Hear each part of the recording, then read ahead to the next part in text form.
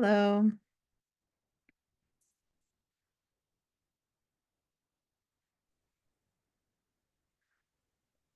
Hi, Michelle. You're Yeah, showing up as Michelle. I'll see if I can change the name here.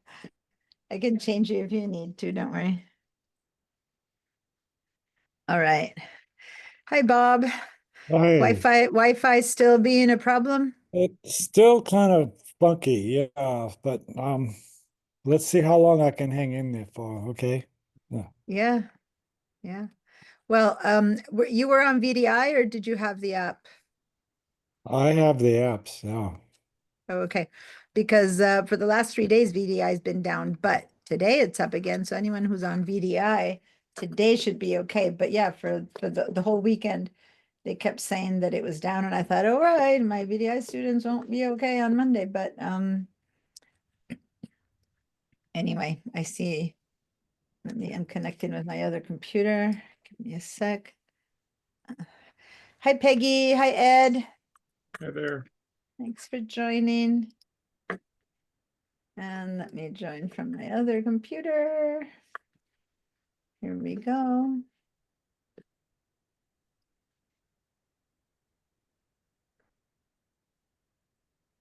Let's see how the light's better now. Depending on the time of the light, whether it's good or not. Hi, Dan. I see you're driving, so you're going to be a listener inner for now. And I can't hear you. So if you're responding, then I'm answering myself. Yes, you're going to be a listener inner. Okay. Could be that you're driving home to get connected, or it could be that you will listen in the whole time. Either way, thanks for joining us.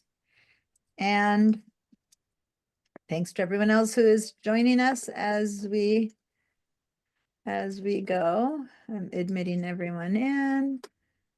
Come on in, come on in.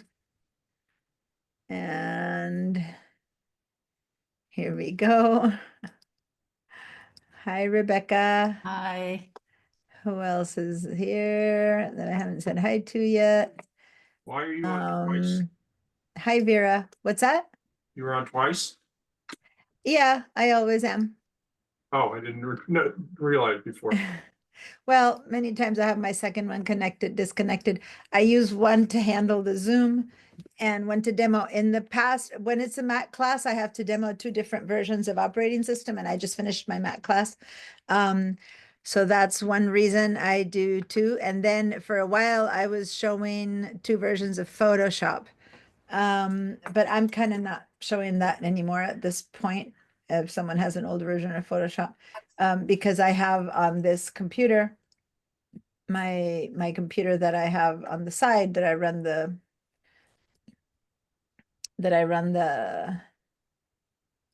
here we go, the Zoom on is an older computer and it can't upgrade. And so I'm not upgrading the Photoshop Plus 2023. I didn't move it up to 2024 because I doubt it'll work and I don't want to kill my computer since I have it on this one. Let me see who else has just joined us. Vera, hi, and Odessa, hi again. All right, yes, Rebecca, your hand is up. I was doing some things and opened a picture I had and it opened in 2025 and I also have 2024. I'm assuming I don't want both. Well, here's the thing, depending on your settings in the iCloud, you must have it set up to update automatically. Yes. So if you're surprised that it suddenly appeared, it's probably because it did it for you. And you can choose to have that on or not. And it depends on how good your computer is, not how good, how fast, how powerful. If you got it, thank you, Nick. If you have an old computer like I have here on the right side, I just don't have it updating automatically because it'll update to the point that my computer won't work anymore, and I just don't want to risk that.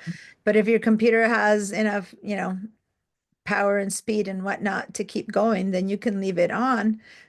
Or you might want to just judiciously not and wait, because everything when it first comes out has some glitches. The good news Mhm. is that you must have it set up to update but not delete your old one, since you say you have both. Because one way is update and delete your old one. Another one is just update and keep the old one. Another one is don't update until I tell you so. Those are the choices you can make in your cloud. And let me actually show you guys what I'm talking about. I'm going to share my screen. This is the screen, my iCloud account screen. Like you actually open the iCloud app that's on your computer. And then over here, you have it, and I don't know where you end up if you open it first. If I go to home, this is home then, okay. And then over here, right, it says you have updates, right? And so when you click on app updates, it tells you if you want to update. But I have it set up to, over here, I have it set up for updating or not automatically. And I don't want to click on this because it says enable updates, which I don't want to enable updates.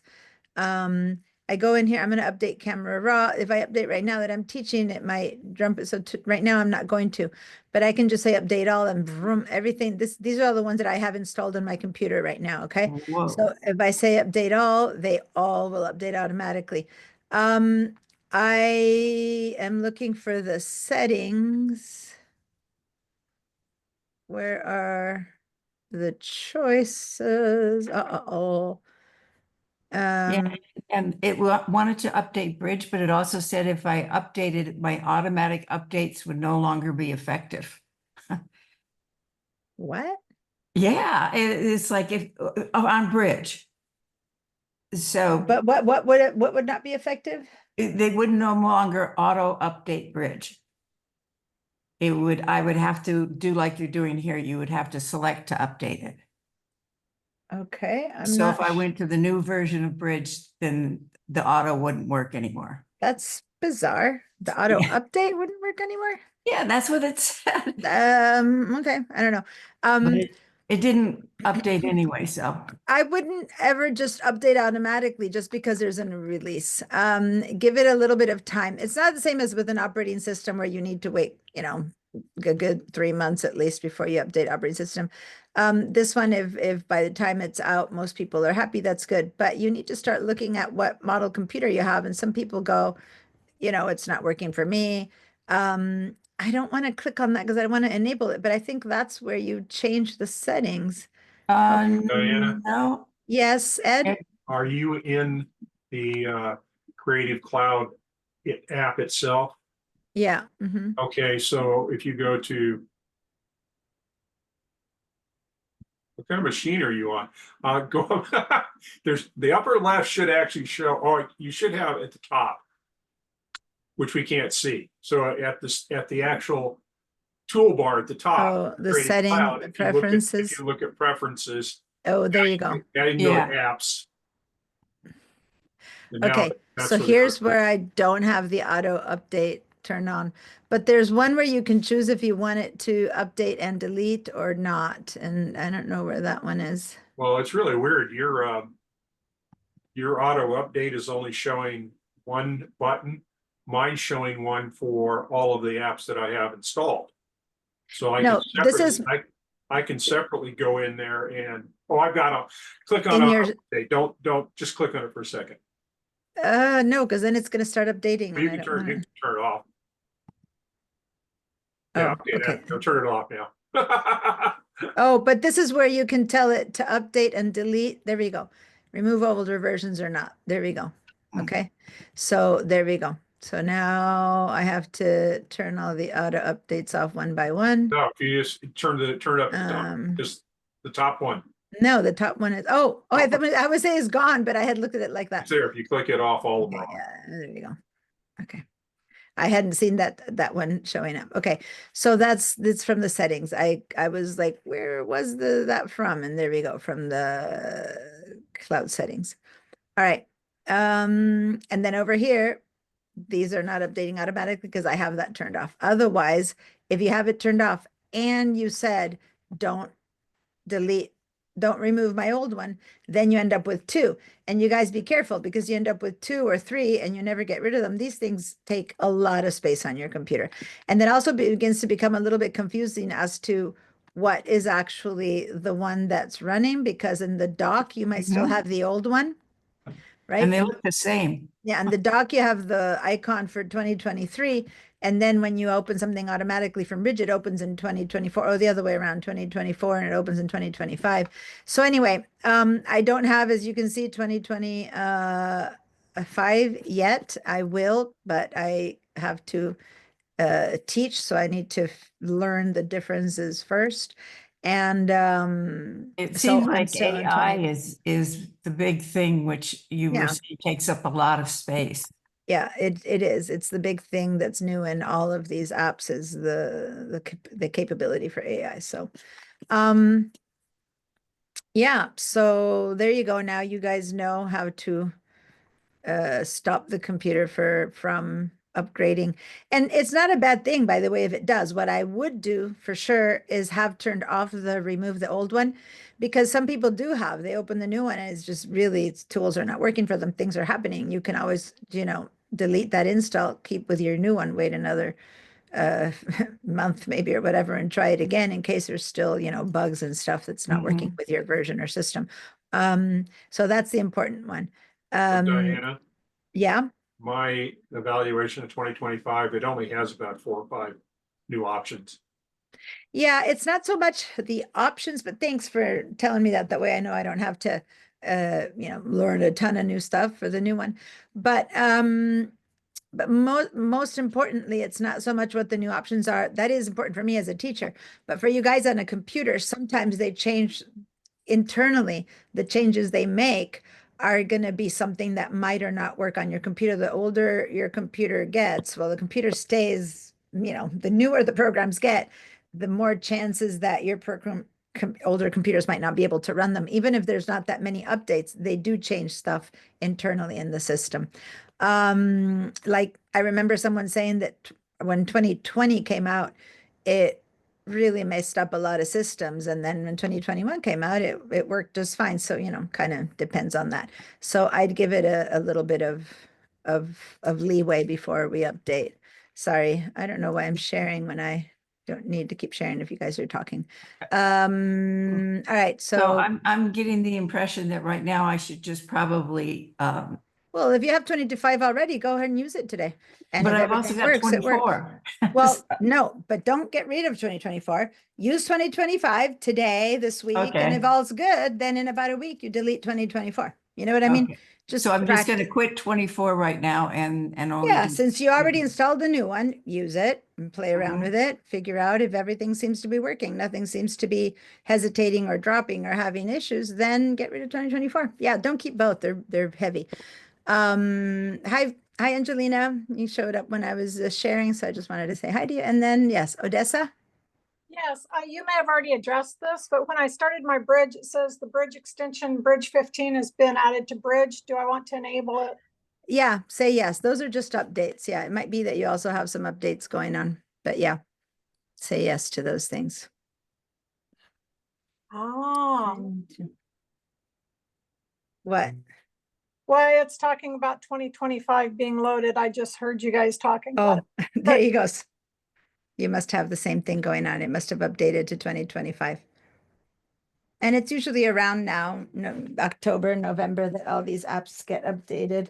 Never on the exact day, but it looks like it just happened I mean, Happens It the used to first be day that of Adobe Max. yeah, but they don't have Adobe Max on a set day is what I'm saying. So it's not like you can always count on it. Right? So but it's around this time-ish. So where's the other day, my son got to go last year. He got to go to some of the Adobe Max stuff. That was so cool. I've never, I went online during COVID. That was cool, but then now it's not online anymore. Now it's $325. It was free and online. So for a couple Yeah. years, right? 2 years or 3, 2 years, I was able to be part of it. All right. Adobe Max is a yearly Adobe, here's the new stuff, awesome. And then, but there's lots of workshops and teachings and things that they do that you get to figure out what's the new stuff, what's upcoming. All right. I was checking out the homework and I'm going to share that screen. Here we go. And I see some people kept working with some of the class files. And then I see a couple of files that are new or personal up here. So if there's anything in particular you guys want to ask me about, please let me know. I do appreciate that people are doing like, this is cute, the typical, a great use of masking where it was a color photo, see down there, and then you put in a black and white hue saturation, and then you made little tiny hole there for the flowers. And so that's a really cool effect. Well done. Those are the things we did in class. Then here we're just, you know, moving the sliders back and forth. Now, I'm not sure why, oh, sorry. I'm not sure on this one why, I can't make it bigger. That's the only thing I don't like about this.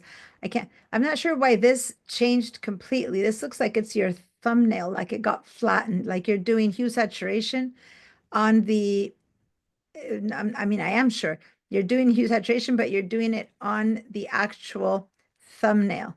This window that popped up here, it's not the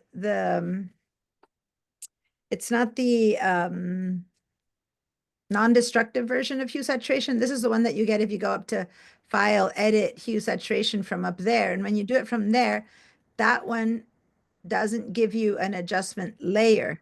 It actually adjusts and changes your pixels. So you want to stay away from this one, Vera, because as you can see, if you change your mind and want to change it, the pixels have been completely changed already. And then you can change on top of that, but you can't get back to the original. Okay, so this is an example of and I'm gonna at the peril of having you guys do something like that, I'm going to show you really quickly what I mean. This one, if I turn it black and white and I turn this on and off, I get back to recover my pixels. This is the adjustment layer that caused that to happen, right? Versus what you did, Vera, you go up here to, I believe it's under layer, new adjustment layer, hue saturation, but that's an adjustment layer. So will it give me an adjustment layer? It used it used to be that you would go up here, image adjustments. There you go. So it looks like you did this one, image adjustments, and it looks like it's the same ones, right? That we saw before. But when you do it this way, the window appears like that and you change anything. See how it's happening on my image? Let's turn this one on. That's happening on our image. That is now, I mean, right now I could still go and do and go back to my original, right? But other than that, this is eternal. This is it. I'll never get back the original colors. I have truly altered my pixels. And that's what I see there in this one, Vera. Okay. So my recommendation is not to do that one. I'm going to Command Z to that one and Command Z to get rid of it. And then go down here to get that adjustment layer. Or if you want to go up there, go find the one that says adjustment layer, which is under layer and not the one that's under adjustments, right? There, not, I'd have to have this one, not under image adjustments, rather under layer, adjustment layer. And these are the same. This gives you an adjustment layer that becomes modifiable. Okay. So Vera, does that make sense? I can't hear you. You're muted. So, oh, you don't have sound at all on that computer. And on the other one, you're muted. So go ahead and unmute your other one. Or are you writing in the chat? No, you're not. You just, if you have a phone or the other way you're connecting is muted. Oh, now you connected on sound on this one too, but now you need to unmute.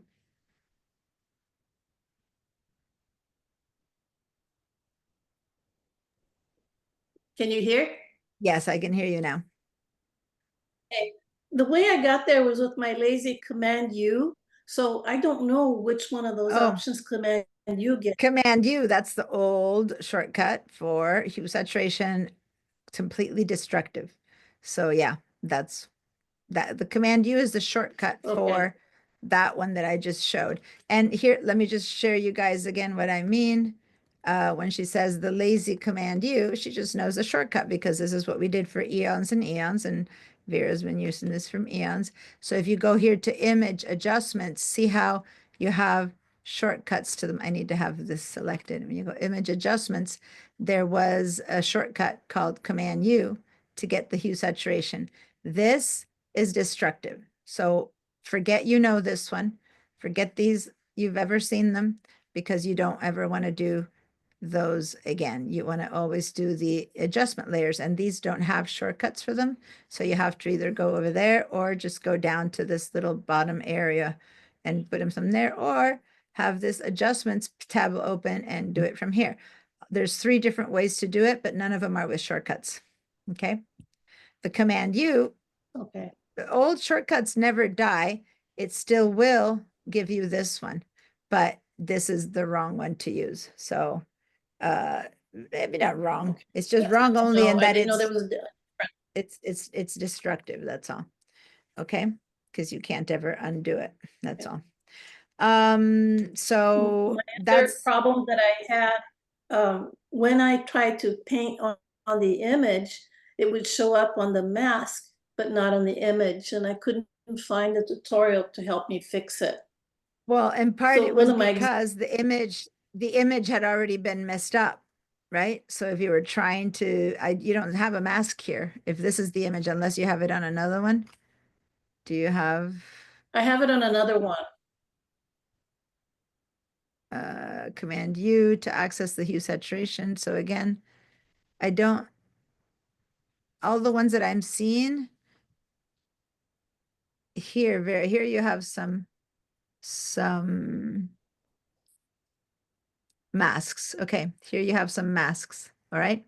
But these look to be the masks that are the automatic ones. You probably used one of these that we used at the beginning. I can't really read which one it is, but you'd use the preset.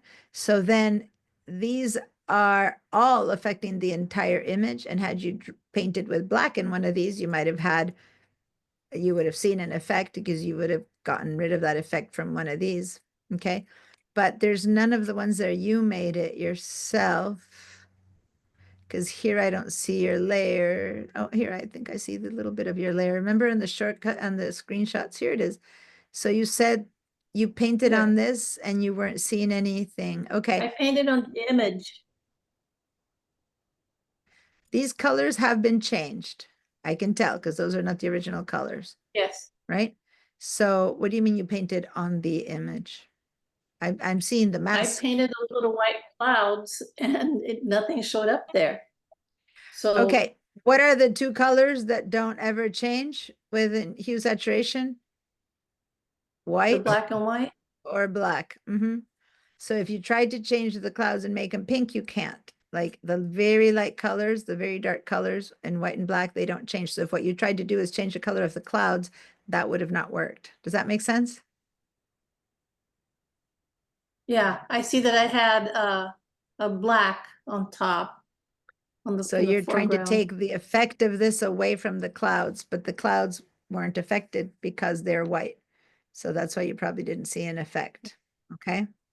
Go ahead and open that file up, and later when we're working at some point, you can go ahead and share the screen with me and we'll look into that. All right, but thanks for all the learning and trying and practicing. Okay, I've got Bob, I'm glad that you are enjoying what people are doing on Padlet.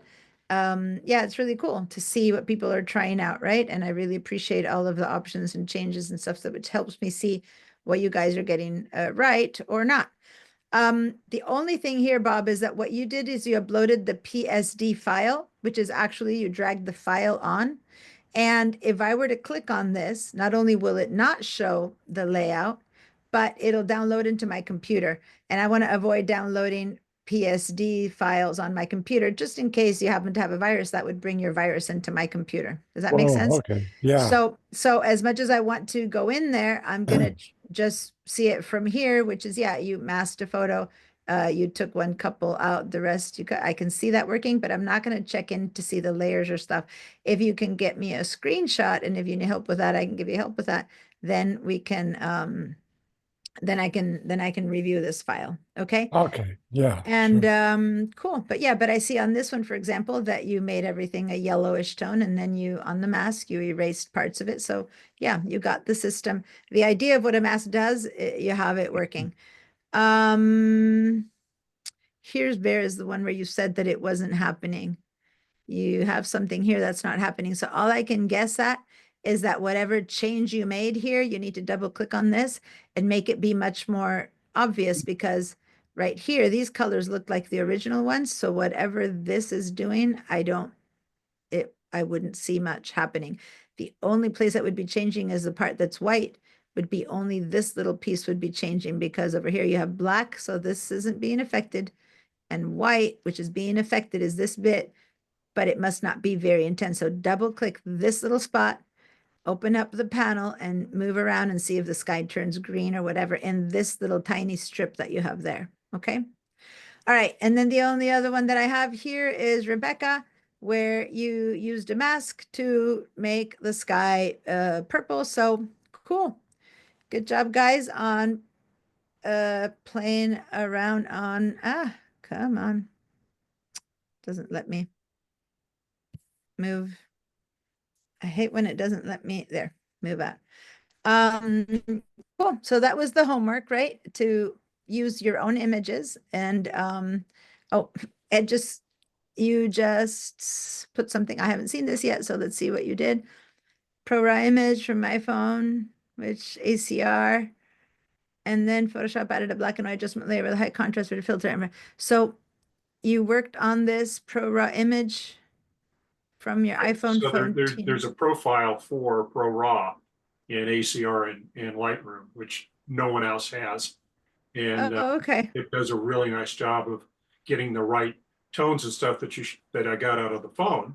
And then I can work on it either in ACR or I can move it into Photoshop. In this case, I moved it in Photoshop, added an adjustment layer for black and Okay, so white. this photo, you first worked in Lightroom and then you brought it into, Actually, I took it from Bridge to Adobe Camera Raw. okay, Then, it's and easier. then I brought it into Photoshop. And then if you look up there on the Okay. properties, I added the Red. contrasty red filter on it. Okay, cool. Great. So I haven't taught everyone in this class yet ACR, but most of you guys are old hands at Photoshop. And if you remember, ACR is Adobe Camera Raw. Okay, I just thought you mentioned Lightroom there somewhere in the middle, and that's why I was asking what you Well- did, but okay. Lightroom has that same photo raw profile in it, you know. Yeah, ACR stands for Adobe Camera Raw, and Lightroom and Photoshop, and I believe Photoshop Elements, I haven't used that for so long, but technically Photoshop Elements, those three are the programs that use ACR, and Bridge. But Bridge is a bridge in between, but yeah, Bridge has ACR too. But since we haven't done it this year yet, the homework that you had to do for today was to read the handouts, but I'm looking at who's here. Who would have been new to this? Maybe Odessa and Angelina and hi, Sambats. Thanks for joining us. You three and Bob, you're the people who are completely new to this. Vera, I don't know if you read it a while ago. Did you guys have a chance to read the handout? It's okay if you didn't, just want to know where everyone is at. So if you read it and doesn't matter if you didn't absorb it completely, just if you kind of give it a try, give me a yes. If you just didn't read it yet, give me a no. Those of you who read it if for another class and you kind of know what it's talking about, you can give me a yes as well. All right. Bob, I'm letting you in. I have some questions regarding the Yeah, si son bata, I expect questions. In fact, when I explain it, my idea wasn't that you would learn it from the handout. It's not that kind of handout. It's a handout that explains it, but my goal is that when you read that, then when I explain it, you have a background of knowledge. So then those questions I might answer by explaining it myself, right? But yeah, it's not something that I expect you to read and get just from reading it, right? So I expect you to have questions, but I was trying to get the whole thing a few steps ahead by having you read it. Okay. So let me share my screen again.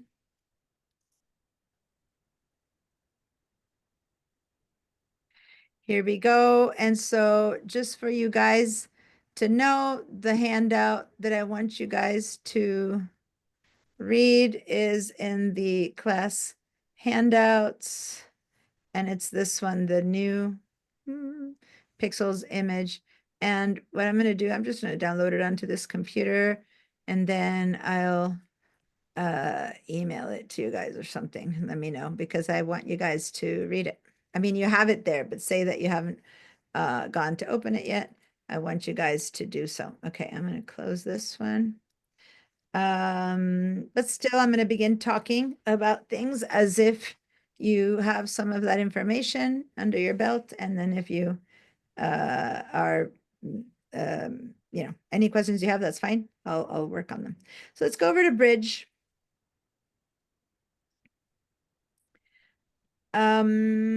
And last week, what we did was just understand what the mask does, right?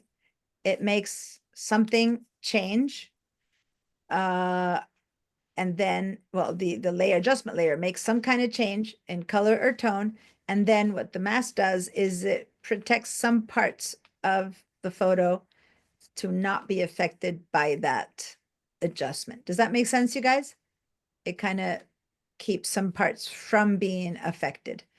And some of the parts might be the whole image isn't affected except for just one little teensy bit, which is the flowers, right? So, I mean, sometimes it looks like it's a ton or a little bit, but the whole point is that it only allows the effect of your adjustment to apply to one portion. But what we did last week was just doing it with our brush. We just kind of brushed here and there. And many, many, many, many times that's what we use. We use brushes. But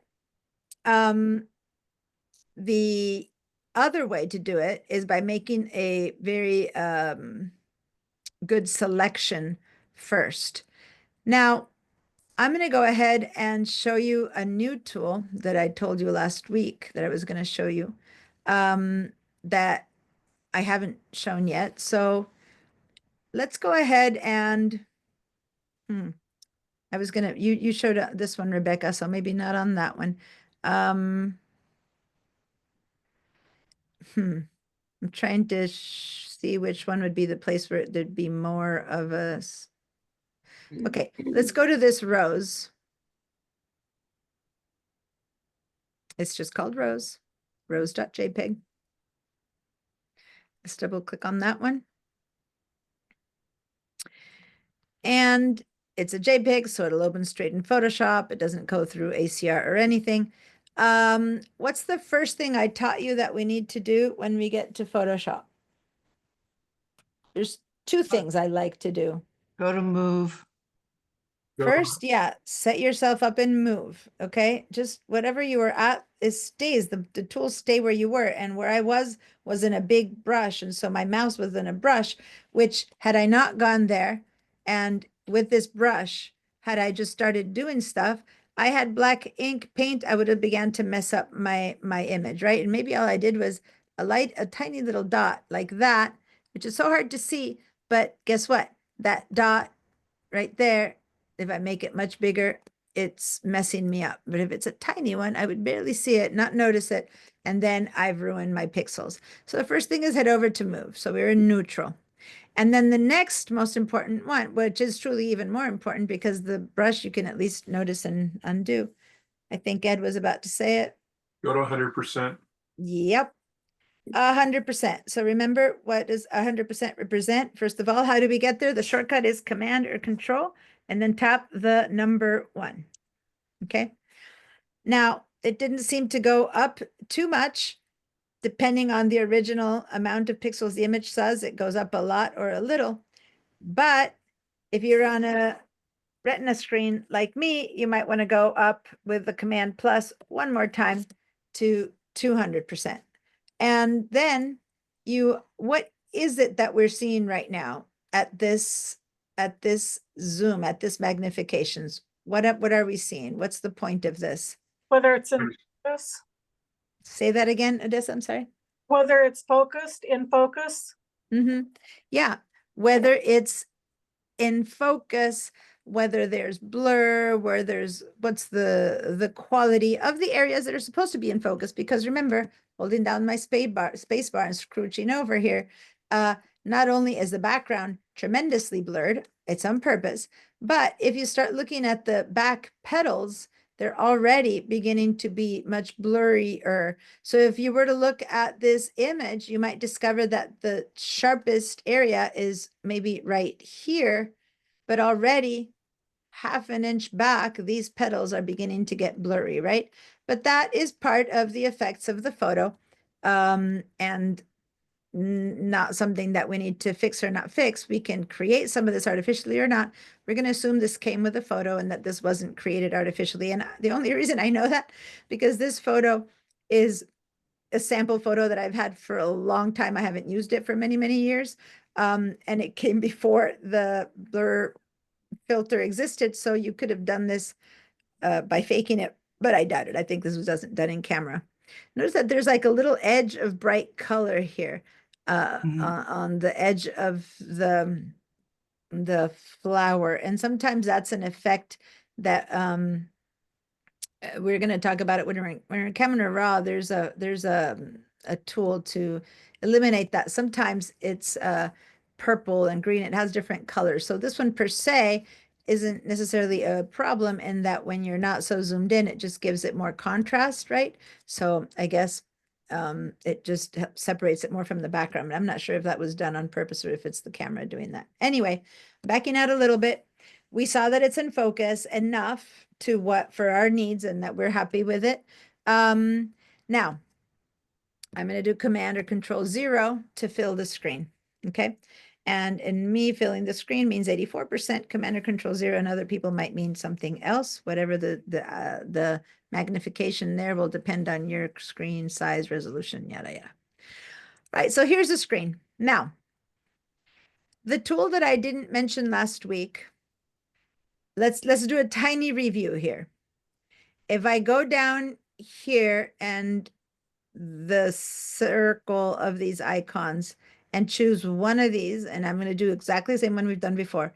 Hue saturation, nothing new. I'm going to move this around, right? And it's going to affect the entire image, right? Even the background is turning. And if there's any part that I don't want to affect, I have to come to the mask, grab my black brush, and with black, I would click over the stuff that I don't want to be changed, which in this case, maybe I didn't want the rose to be changed, or more probably, I might not want the background to be changed, right? So we all kind of understand that, right? Like that was a little mini review of last week's class. All right. So the tool that got added to Photoshop now, when you click on, you have the move, the selection tool. We haven't used the selection tool yet, but one under these three, okay? 1, 2, 3, these are all different selection tools, right? We have the 1, 2, and 3. The first one allows me to select things that are exactly rectangular or exactly circular, which for the most part, most photos don't have exactly anything. So these have their use, but we don't use them as much. We used to have the lasso tool here. Now, when you click on this next image, we have the lasso, the polygonal, and the magnetic, and a new one called selection brush tool. That's the one I'm going to explain right now, but let's not choose it yet. I'm going over here, and the last one has the magic wand tool has been here since the beginning of Photoshop's existence. Quick selection tool has been here for many, many, many, many years. Object selection tool started maybe, I don't know, 3-4 years ago. Okay, so they keep adding new ways to select. Then, before any of this other happened, then we got some tools here in the contextual taskbar for selection. And now we have the selection brush tool. So as you can see, selecting is really important in Photoshop, and they keep giving you new and new ways to do it easily because it's never been a very easy thing to do. Why would we want to select, especially for people who are new to Photoshop? Why would we want to pre-select? Let's go back to the move V. Remember the letter V for victory, okay? That also takes us to the letter move. I'm going to go ahead first and use this little contextual bar tool. If you haven't used it yet, notice that it reads the image I'm in. That's why it's contextual. So all we have is pixels on a background. And it gives me two choices: select the subject or remove the background. They're two very, very drastically different things. And if you head down here, they're equivalent to these two choices right there, right? But anyway, we're going to go over here and say that the first one I'm going to do is select the subject. I'm going to click on select subject. And if I pay attention in less than a second, in a split second, do you see a little dotted line surrounding Photoshop, surrounding the rows? Did that happen for you? Yeah, but I also get a box. Let me, So there's a with- white line like ants going around it. Then there's a blue box with okay. boxes on the All right, corners. so you must have this turned on. So in the move tool at the very top, you probably have show transform controls turned on. I hate that did. feature. Turn it They're off. Yeah, They're turn it off. That one is completely, to me, useless. All right. Now when you say select subject, you should only see what we call an active selection area is surrounded by marching ants, although mine aren't marching today. Oh yeah, there they are. They're marching. Just that when I move my mouse over it, it stops marching. They had a Okay. really rough night last night and they're moving slowly. That's true. They're trudging. They're not marching. All right. I see a hand up. Odessa, give me a second. Yes. So this helps that it's a very obvious subject matter, right? I mean, come on. It's like so easy to distinguish. So in this case, the subject was very easy to isolate. That said, it didn't include the stem. So if I did want the stem because it's part of the rows, I might have had to do something about it. But for now, we're going to go with that. It's a selection, which allows me to now go to the hue saturation over here or over here, right? Let's go. I'm going to go to this one, hue saturation. Same thing we've been doing, hue saturation. I'm not going with different ones. You were supposed to be exploring some. I just want to teach you the difference with this pre-selected area. Now, when I do hue saturation, my mask is already in existence. See that? It already has black or white. And the marching ants have disappeared, right? And now, if I go ahead and move this around, it's already happening to the area that's in white. The black stuff is not being affected. The white stuff is being affected. So only my rose is changing color. I'm going to move it over there. Okay. So that is the value of pre-selecting something. We wouldn't have been able to do a good job with this rose with our brushes. It would have been too inexact, right? It was fine for, which was the image that we used the other day here, where we were changing, you know, kind of a house. Even then it wasn't very accurate, but you could kind of do it. But it would have been, and it's fine for landscape areas, areas of the ocean, areas of the sky, but it wouldn't have worked to give a really accurate thing. Now, how accurate was that?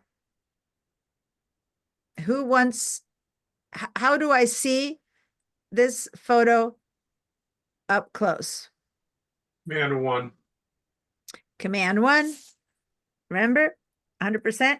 And then in the case of this computer, because it's a Retina, Command 2. Now hold down the space bar, and the first thing I need to do is visit those edges. And, well, look at that. Let me cancel. Look at those edges. Oh, you got your blue, that stayed. See that little tiny rim of pink? Interesting, huh? So was this a perfect selection or wasn't it? What do you guys think? Close. It's off a couple of pixels. It's just almost there, but it wasn't there. But let me undo for a second here. Hi, Dan. Thanks for rejoining us. Oh, in and out again. Oh, there you are. There you are. Let me back up before I selected.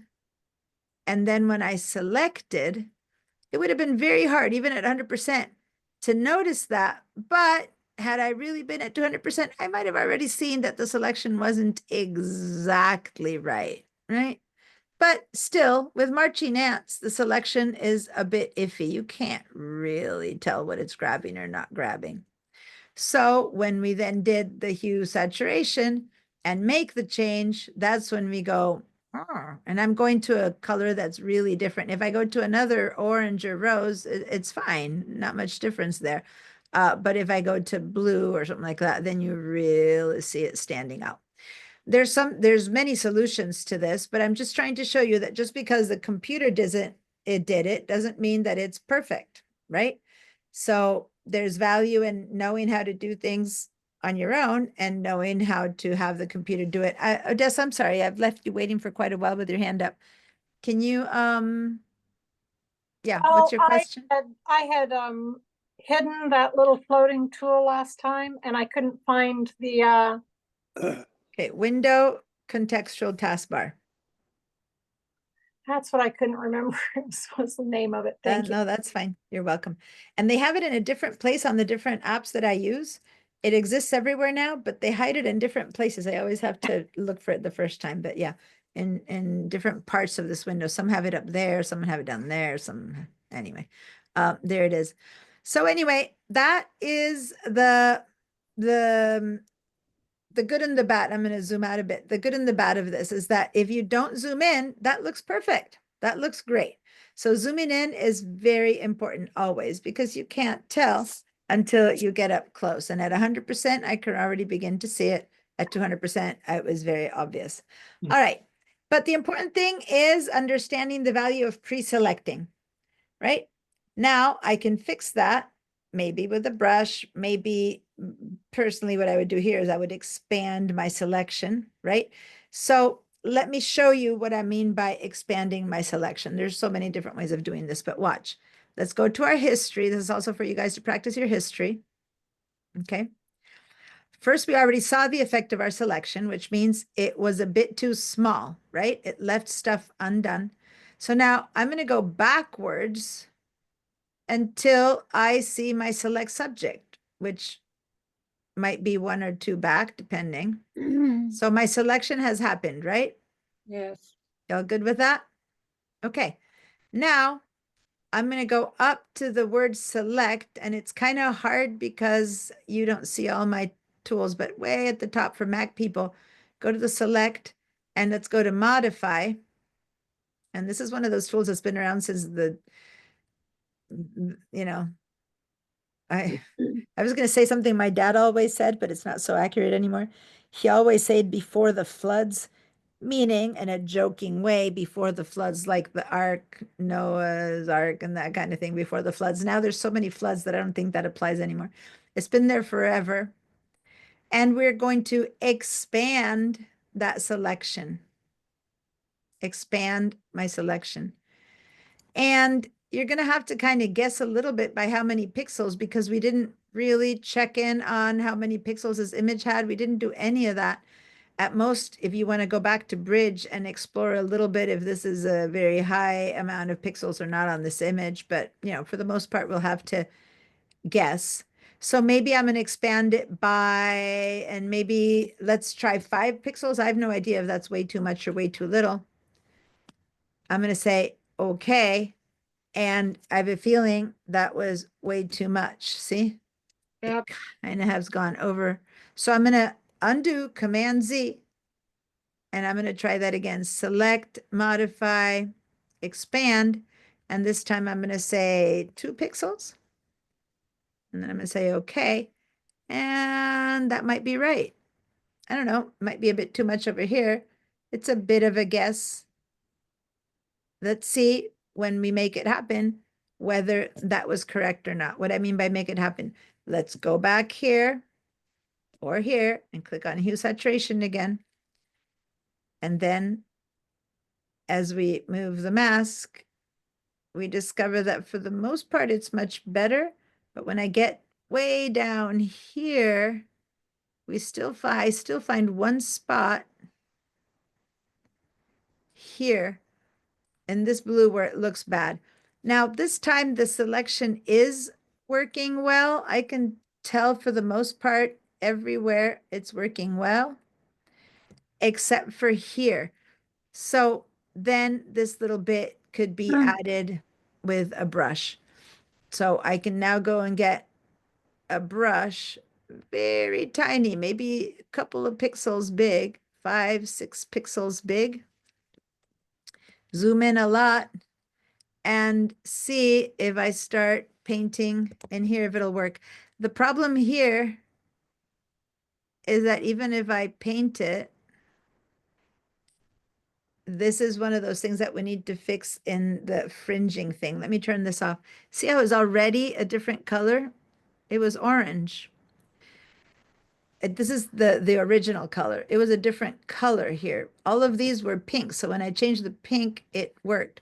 But in this area, this was more orangey. So when I change the color, it's all changing, but into different tones. See? And that's why I need to fix the original photo to start with, because no matter what I do, it's included, the mask is including the stuff, but the color of that fringe was too different for it to take on the same color as I changed it. Does that make sense? So that might be something that we need to fix in the photo, get that edge and change its color, or make another very, very thin little mask with a saturation just for that white, for that little outline, which we can do. We can do it, in fact, using that expand. We can create a very, very tiny thin mask to just affect that outline. And I don't want to get too technical with you guys, but I'm going to show this really quickly, okay? Very quickly so you guys can or not. If you don't get this, this is because I have some advanced students here. So I'm going to do a quick show of this. And if you didn't get it, don't worry. If you don't get what I'm about to do, don't worry, okay? So here's what I'm going to do. I'm going to get my expanded selection up again by doing Command click.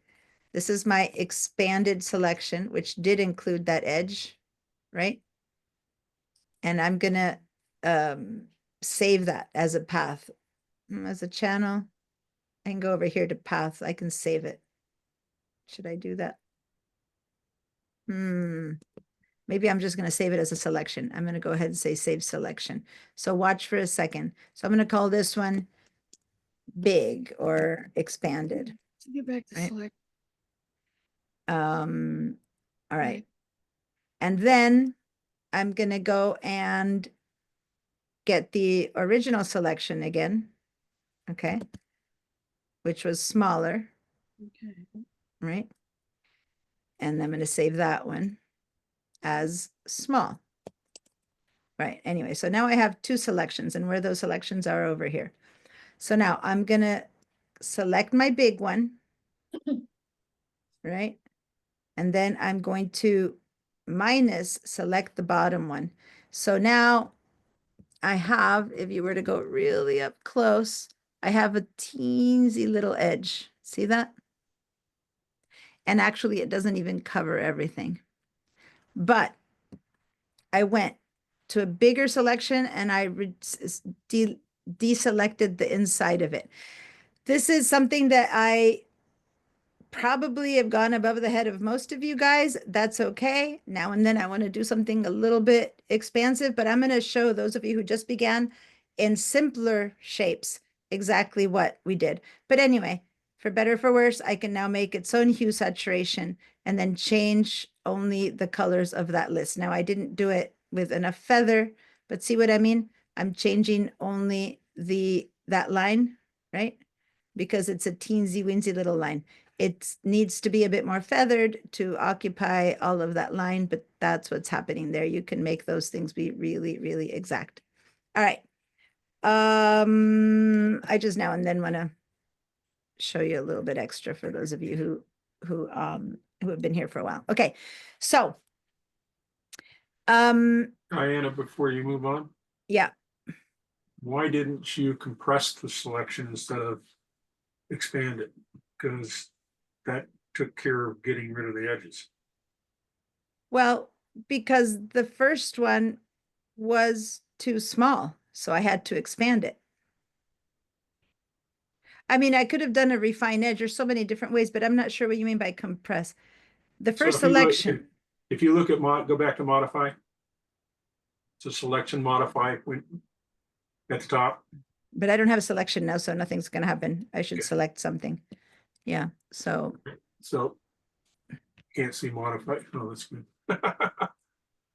You get a pop up, so I can't see it. If you look at modify, one of the choices is contract. yeah, but contract would have made it even smaller. And I needed to It make got it rid of the bigger. edge when I tried it. I thought the red was showing that we were showing part of the background, not part of the. No, if you look top. at the photo, it's the edge was there on it's this edge that's in the phone in the flower. It's not in the background. See, it's on the flower. This is the unmodified photo. Anyway, guys, Anyway.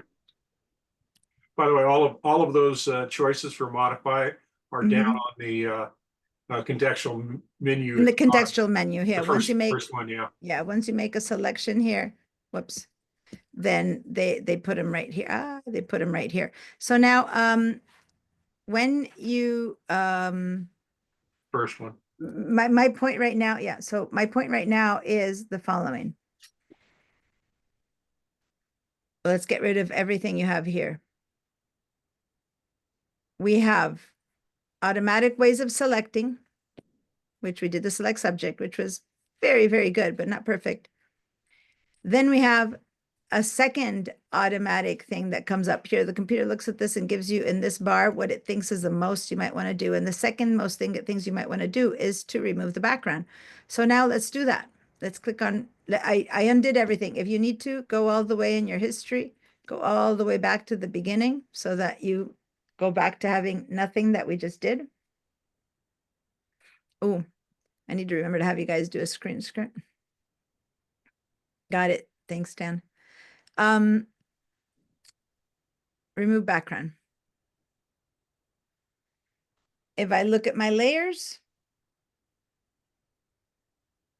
do I have an adjustment layer here now? No. No, you Yeah. have to do one. Yeah, I'm not adjusting anything. What I have is no Mask. background. Yeah. So this is a layer mask, okay? So the other one was an adjustment layer, and it happened to have a mask. This is a layer mask, and a layer mask is for cutting things out, as it did, but it didn't really cut it out. Again, it's not a destructive modification because it's only masking out the other stuff.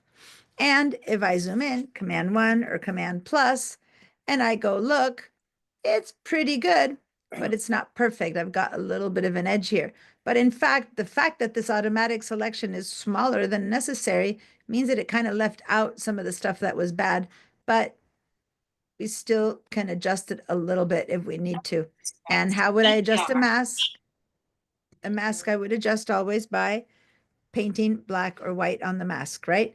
But this mask that got created turned itself into a layer mask. I'm going to undo that And in the past, we would have had to select the flower first, right? Which is what we did first. And then we would have gone here to this little icon right there and boom, create the layer mask. Same thing, 2 steps. Now you just do it right there with that button, remove background. Okay, so that's all automatic. Great. And both of those are perfectly good initial selections. We can always keep modifying them. Go ahead and do undo to all of that. So, well, actually, why don't we not do undo? Let's do a screenshot because we didn't do a screenshot before. Can you do a quick screenshot here and there, and then just call this a layer mask and remove background effect of layer mask? You can write that down. You can say that it was in the contextual taskbar. You can write whatever you want, but let me give you the shortcut for the where's the here. Let me give you the link. Let me put it in the Zoom chat.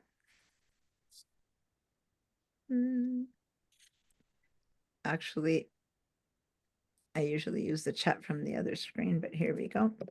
Okay, I just put the link in our chat so that you can come up here and give me some screenshots of the stuff that we're doing right now. Oh, here comes Jinsu.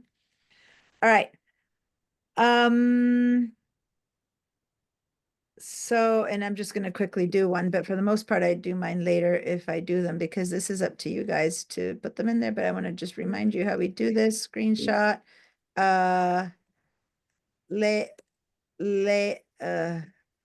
Layer mask is for cutting out some part of the image. In this case, it's the background. In this case, we used the remove background tool in the contextual task bar. There we go. So you guys can get more detailed or not, but that's a layer mask versus an adjustment layer. All right. Bob? Yep. Sorry, everybody, but going back about 10 minutes ago, you told us to press the space bar and to expand something, and then your cursor turned into a hand, and that's not happening for me at all. So the space bar turns into a hand and allows me to click and drag. Yeah. But that's not expand. The expand was up here in the selection. Okay, all right. Select, and I need to have a selection for it to work.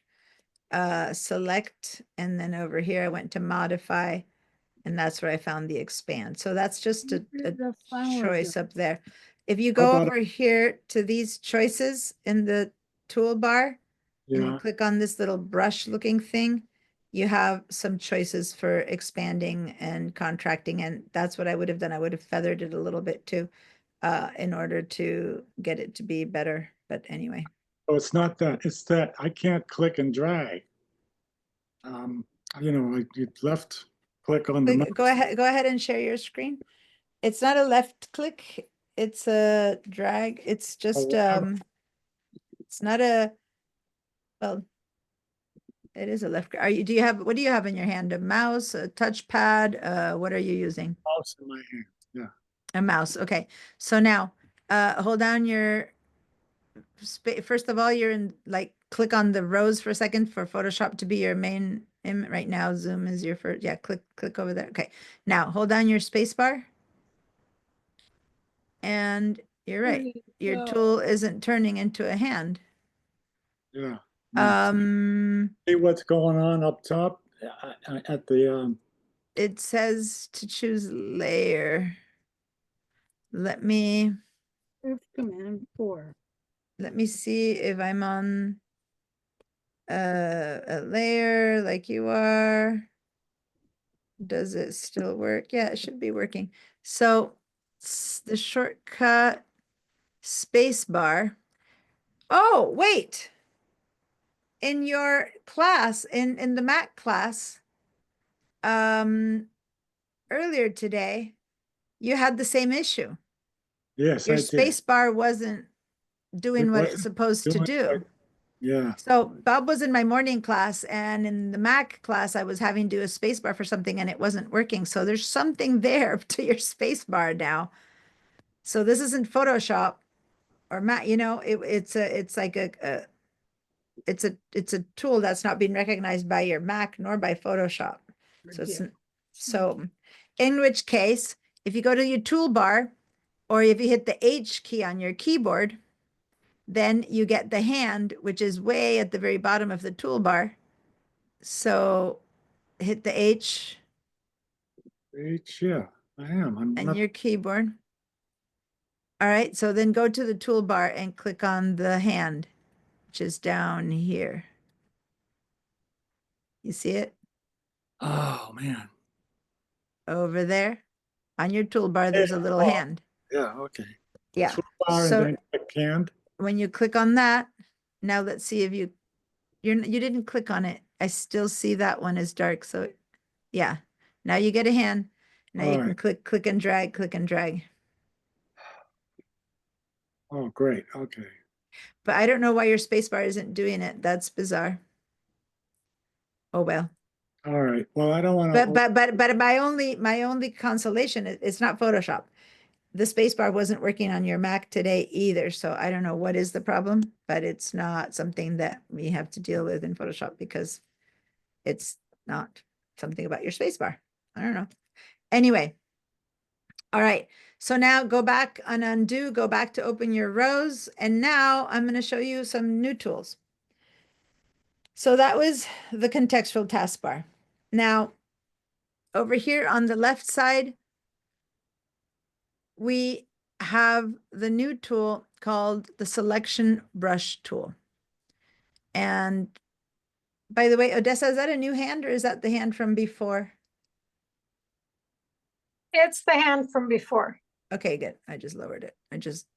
Out of the corner of my eye, I could see a hand. Okay. So the selection tool brush we've never used before. Okay. And so just watch for a second for those of you who have done this before. This is new to everyone, no matter what level you are, except for what it does is a combination of everything we've been doing. So I'm going to go ahead and with the selection tool brush, I'm going to make it a little bit bigger. And I'm just going to see how it's on the plus mode in the center of it. There's the circle, there's a little plus. I'm going to click and drag and I'm going to and it's pink. So it's a bad choice. Let me undo that. I'm going to use to select the background because it's pink and you're not seeing it. I'm going to actually, for the demo, the pink flower is a bad idea because it paints pink, right? I'm going to paint some stuff. So similar to before, right? I'm painting it. As you can see, it's not very accurate, right? But I'm going to paint some stuff. And that's kind of where I'm going to stop because I don't want to paint the whole thing. And I'm going to let go, right? I painted that. And then,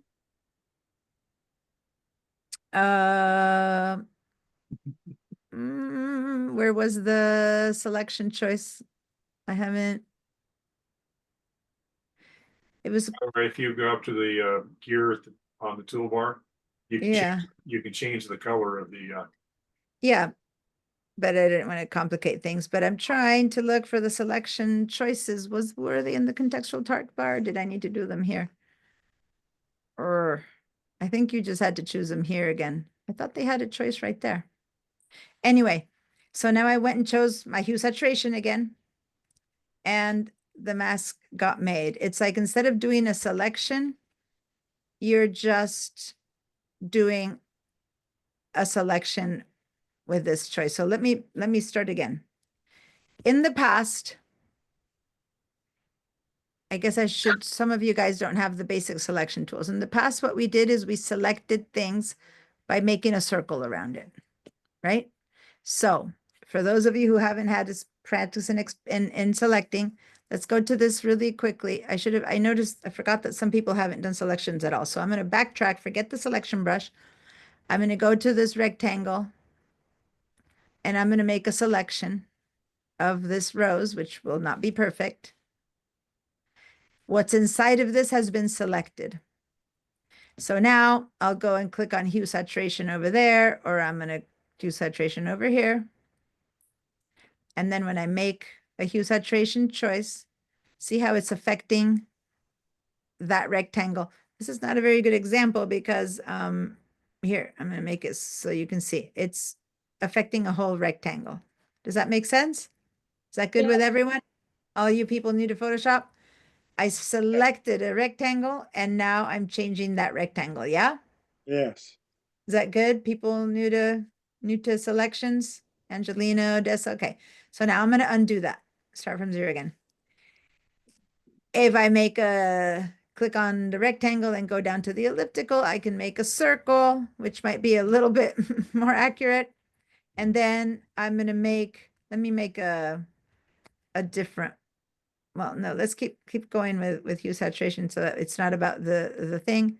Now I'm going to make a change here and I changed the circle. So whatever you select changes, right? Okay. Let me undo that. Now, if you select with the lasso tool, this is what used to be here as the main tool, the lasso tool, right? Then you could try to make a circle and another circle and another circle and another circle. You could try to kind of draw around the flower, right?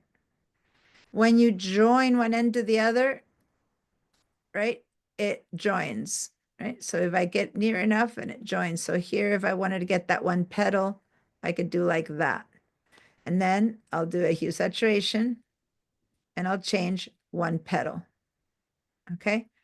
All of these, not very accurate, but showing you how we've had to select things for years. Those were the 3 tools we had, other than the automatic ones that I showed you a couple. That good? So these are the hand selection tools. Now the selection brush, so now going to the selection brush, this, instead of making a selection by drawing marching ants like this, marching ants, now the selection tool draws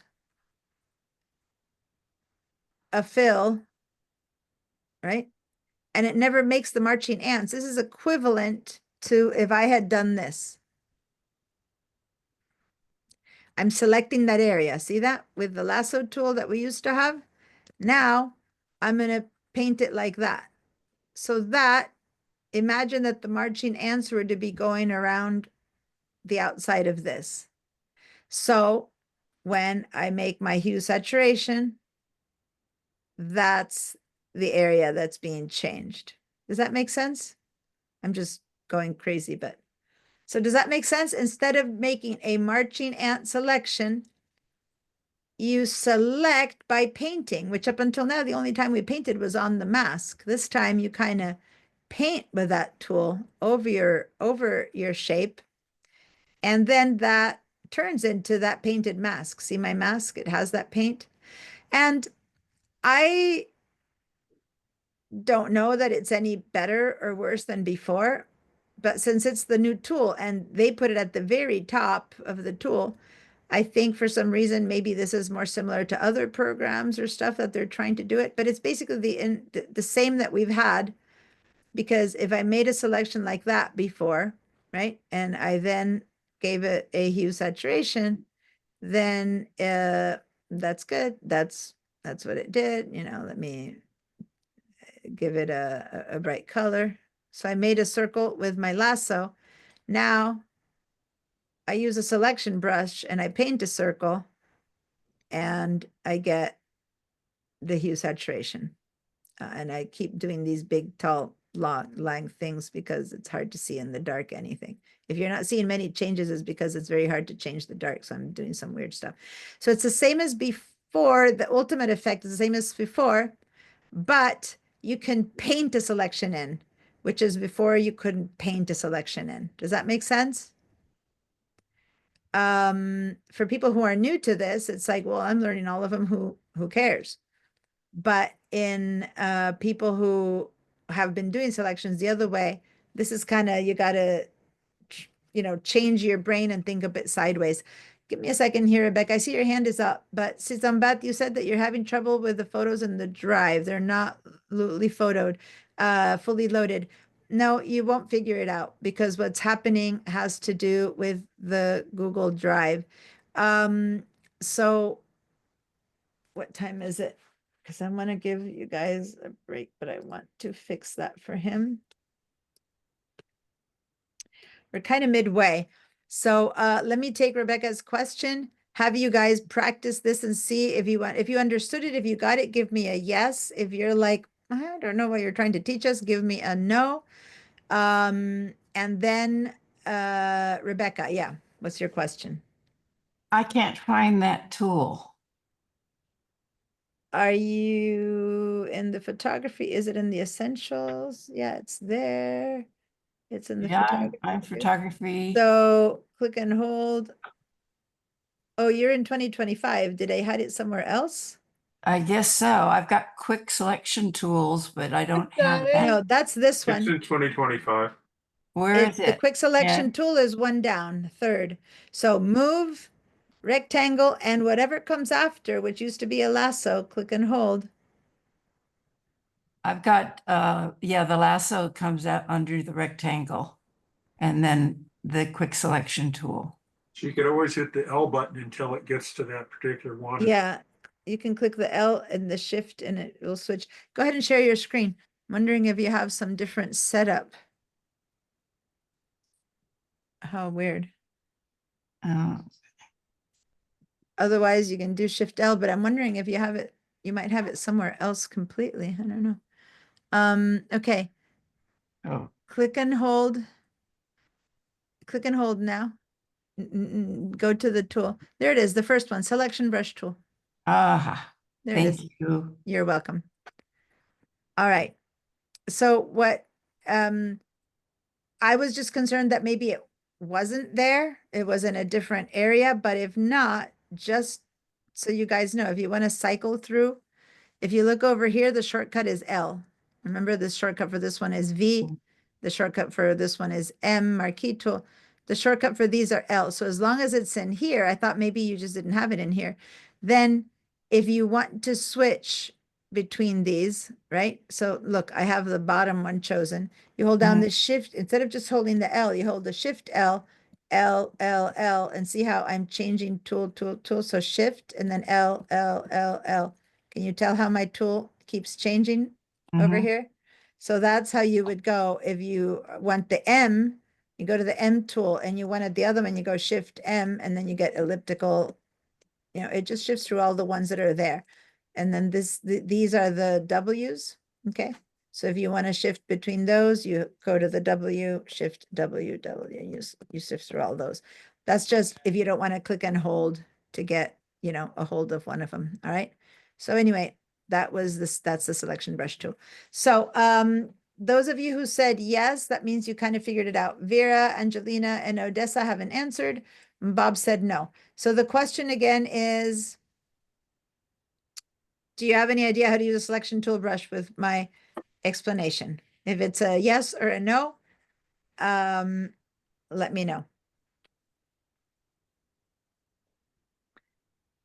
Okay, so yes, I'm seeing 2 or 3 no's, and yeah, Vera, your hand is up.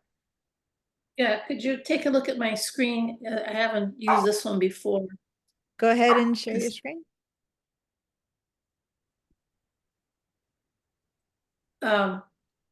I've used Quick Mask, which is on the other side It's under the. It's very similar to Quick Mask, yeah, in a way. Well, unless you increase this to an incredible amount, you can't be real precise. Is this what you had in mind? No, yeah, but you can't be very precise when you're zoomed away with the lasso tool either, so to say. But yeah, that's Okay. the idea. It's pretty much a version of that, except for, and now I'm going to stop your share, and I'm not going to bother explaining Quick Mask to everyone, but Vera has been using Photoshop for a long time, and before all these other masks exist, the Quick Mask existence, a lot of people still use that one as the masking tool. So let me show you what's the one advantage the one real advantage of this. So I'm going to get rid of all these. This is a brush that I can make harder or softer. So back here, I can make this be a very soft brush. And I don't know, I'm going to guess at it. And for those of you who are new to the computer, what soft means is a very feathered selection. And let me show you what that means. If I now try to select part of this rose, which again, because the color, I don't want to have to change color, but this is what's happening is that it's magenta, so make it green. So if this is the selection I'm making, and you can change it to fit whatever you need, I think something that would work for both of them might be seafoam is different from both of them. Okay, I'm going to use seafoam. So I'm going to go and make my brush 0% hardness, right? I'm going to make it big and 0% hardness. And now I'm going to select the middle of this. And I'm going to select at the same time the middle of that. And now when I make my hue saturation and I change it, see how it's a soft edged change versus before, right? So you can preview that softer edge, right? Whereas you wouldn't have been able to preview that with a sharp lasso tool, because the lasso tool, you could always feather before, but you would never see it. So you could make it be a 30 pixel lasso, but you would draw it and it still looked like a sharp lasso tool, even if the effect, you had to kind of know that you had made it soft, and then you'd still get your soft effect, see? But you would have to guess at it, versus with this tool, you can see it. That's to me, the only advantage that I see. But since I've used this for so many years, I kind of know how to feather a lasso tool. So anyway, for those of you who've never feathered or anything, the way I see it is, old hats, we might never use it. New hats, meaning people who are just learning Photoshop, you might go, whoa, this is the much better selection tool than the old marching ants. Does that make sense? Because you can see it happening. So I'm not sure right now, people who are learning now from before, you might like it. This isn't the best photo to make these choices on, I'm noticing, because you can't change the black too well, and the pink is only pink. But I'm going to open the same one we've used before. And in this case, if I use the selection brush tool, right, and I make it, say, 0 hardness, and I choose, no, now it would have been better to not have it be seafoam pink. Now it's better if it is fuchsia. So now see how I'm selecting a soft edge, which might be really helpful or not. For say that I want to kind of select these the sky, but not completely. And this is extremely soft, right? So I don't know that it'll be too soft or not, because I went 0% hardness.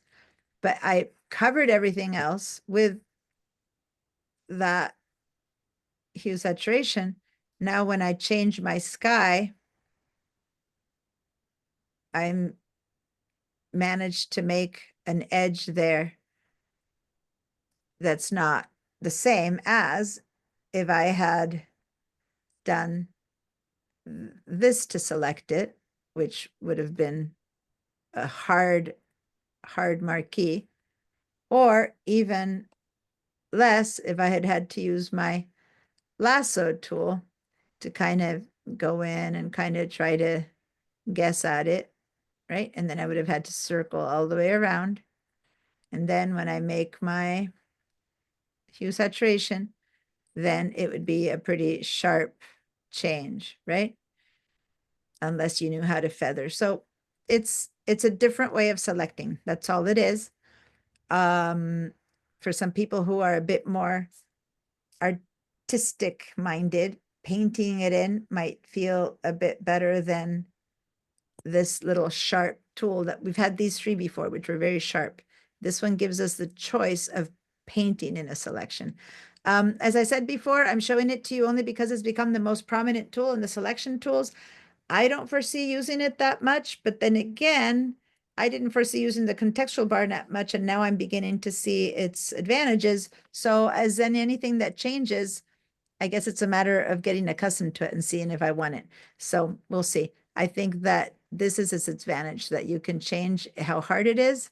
And so maybe now, oh, how do you make it bigger or smaller is the same as usual. Those of you who are new to this tool, you can either make it bigger or smaller there, but not know how big it gets, or you can use your bracket keys. So the bracket keys are, so I made it a pretty small one, or, and I'm going to undo that, or I use my bracket keys, which are the two letters that are right next to the letter P. So it's small, small, and big, big to make it bigger, bigger, smaller, smaller, bigger, bigger, bigger, bigger, smaller, smaller, smaller. I'm clacking, clack, clack, clack. So then I can make it small enough to select right there. And then I'm going to select this one. So now I've selected both yellow ones, right? And then maybe I'll select this little tiny bit yellow there. And then when I make my hue saturation, same as what we did last week, I'm changing only the two houses that are yellow, right? And I'm making them make it like, let me leave them bright green right there. I made those two. But instead of painting in the mask, I painted ahead of time. I painted over the image. Does that make sense? It's like shifting the order of the events. It's the same effect, but instead of painting later, I paint before, right? That's really all that new tool is. I'm going to stop my share, clean your answers. I want everyone to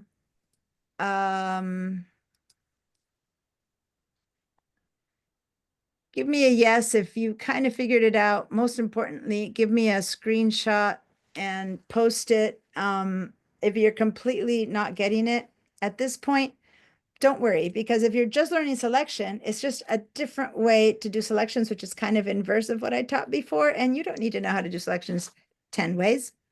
So if you're new and you didn't get it too much, Well, don't worry. my big question is the tools. You said that the shortcut was the L for the lasso that you just showed us.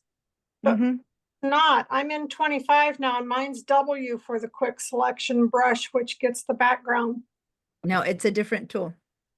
Well, when I do the magnetic lasso, Hold on. These are L's. okay, These are W's. They're two different sets of tools. This one and that one. Okay, the selection brush tool is there. The quick selection, which looks like a brush, is not called brush.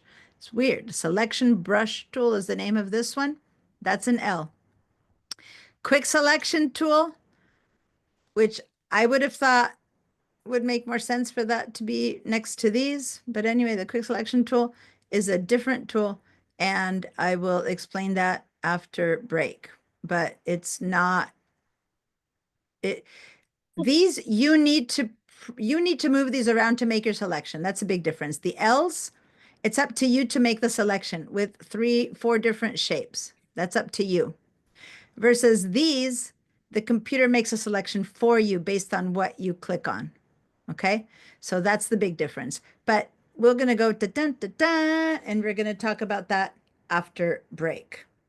All right, there are two subsets of how to do selections. One is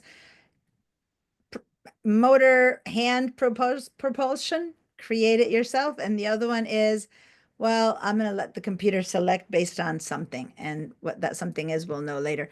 I just want to help Sisambat find the right files, and even though it'll take up a bit of my break, Sisambat, can you please share your screen so I can help you and everyone else? Let's take a 15-minute break. It's 5:59, well, 6 p.m. So be back at 6:15 p.m.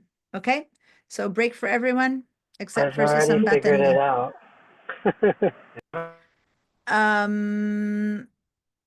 Did you? Okay. The issue was that you couldn't see that the files were a bit corrupted, right? If you go to Bridge. That's right. I couldn't do it through Bridge, so I downloaded directly from your drive onto my computer, and then I uploaded onto my Yeah, drive. but yeah. Okay, that's one solution. But when you upload it up to your drive, it's still Google Drive, right? And what's up is that when you, yeah, go ahead and expand Bridge a little bit. Expand Bridge completely. So when you went, you know what, let me see if I can, let me just do this for you for a second. I'm going to request remote control for a second. Let's see. Okay, say open system preferences. And then over here, click on the lock. Say, yep. Say unlock. Oh, password. It's your computer's password.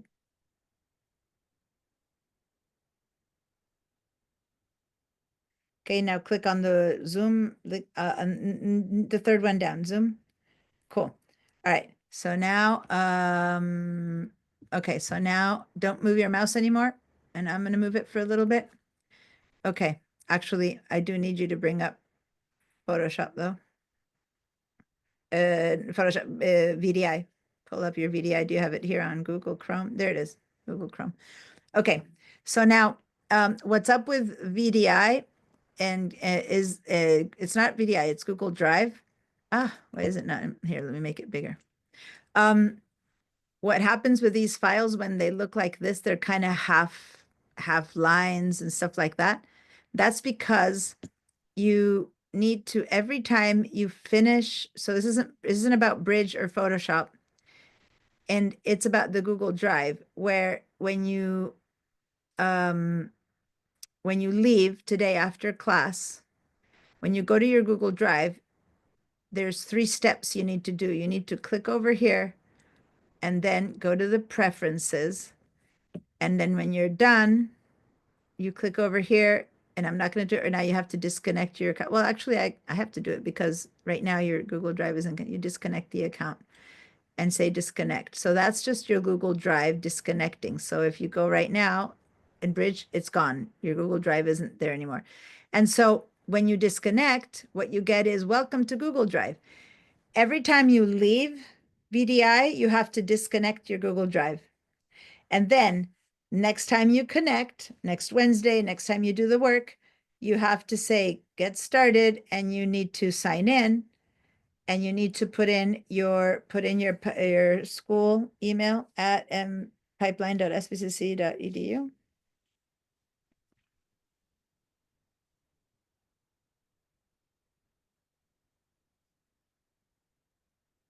Okay, say next. And then sign in. Good. So now that we finished signing into Google Drive, the Google Drive now should be available and the files should be fresh. That said, hadn't you copied yours here onto, hadn't you copied the class files into here already? No. So the goal was that you would go over to shared drives, Photoshop shared drive, and you would copy, and I'm going to do this for you. These are the class files. I'm going to copy. I can't do a right click remotely. Can you copy this folder, please? I don't think it lets me do it. Did it? Sambat, can you hear me? Yeah, copy. Okay, good. Now I'm going to go back to this PC, Google Drive, my drive. And here, can you do a paste?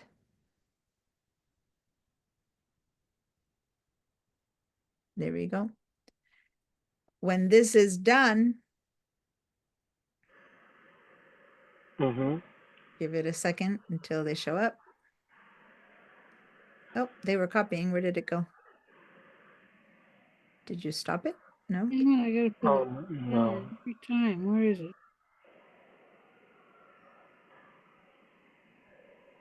I'll Um, fix it again. No. Cancel. There okay. it is. It's remain in time. It's not here yet, right? Was it still No. copying? Probably. The color files download already exists. Auto resolve? There it is. I still don't see it. Are you seeing it? Oh, it's at 99%. It's still Okay. loading. To a bridge, it says. Yeah. By the way, it's oh, Twice. see, There it have is. it. That's why. So I'm gonna delete one of them. Go ahead and select one and delete one. Oh. Oh, go ahead and delete one of these. Okay. I can't. You have to do that part. Okay. All right. And now this one, hold on, before we go there, hold on. Don't, Mm-hmm. I want to drag it out here. Okay. So now you have a shortcut to it. So these are the class files, but see how now they don't have all those lines on them? Mm-hmm. And that's because we refreshed the Google Drive. So today, after class, when you're done, you need to go here, open this little Google Drive here, and go through the process that I showed you, which is you disconnect, and then you close VDI. And then next time the photos will be okay. Because if not, they show up corrected. They're not corrupted, but they show up corrected. Okay. Okay. Thank you so much. All right. Let's take our break. We have a few minutes left. Okay. See you.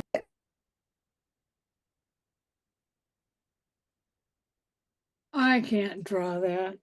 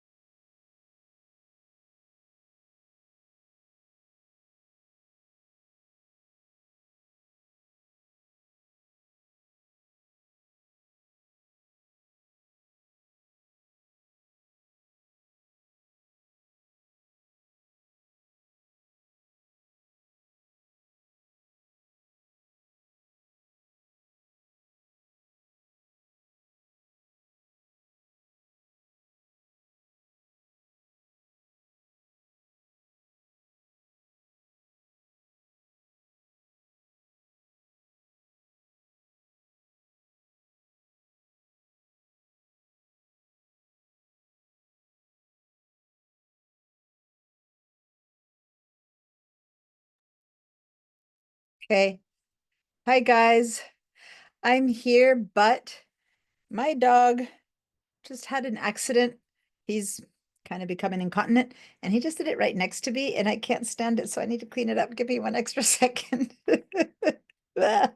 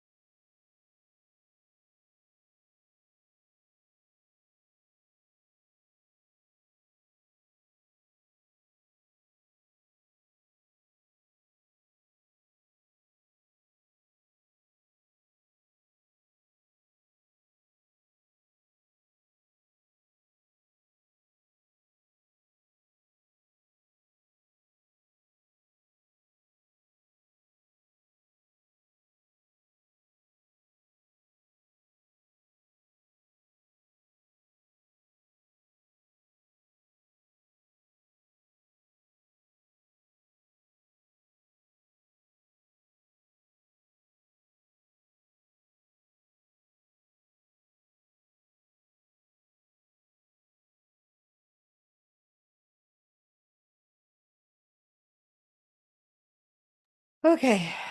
Sorry about that. Those of you who heard me came back at in time, and as I approached my computer, my dog had a accident right next to me. He's really sad, but he's getting deaf and blind and now incontinent. Complications. Sweet guy. But that's what happens, I guess. Mine's just belligerent. I gotta put potty pads by the back door after Yeah. work. Yeah, I have him on some pads when he sleeps, but during the day he's just walking around and can't make it to the door anymore. Can't make it outside in time. Oh well. So, but I couldn't leave it right next to me because I still have to teach for a few hours, and I had to clean that up. Not gonna work. Okay. All right, so turn on your videos if you do that, or give me a yes if you don't, so that I can see you. Perfect. There we go. All right. So, all right, so Susanbat, you have your files, and people have been posting. I see a few postings in the Padlet with, let me look, see, yeah, selection tool. Yeah, I see quite a few. There? What's up? Do you want us to put our rows up there? Yeah, definitely screenshots and posting in the Padlet. Please do that. And here we go, sharing my screen. I was checking the Padlet, might as well share with it. Here we go. So I'm gonna head over now to Bridge again. Okay. And now let's select the I don't know, it's called bug. I was looking for car, but it's B. Bug underscore LUTs. It's also a JPEG, so it's going to open normally in Photoshop. When I say normally in Photoshop is because we haven't done raw. Last class, we spent the entire time in raw. Remember, most of the things that we did there were in raw, so I'm modifying a little bit what we're doing. Okay, so as everyone has this bug open, what do you think about the colors in this image? Is it going to be easy to modify them?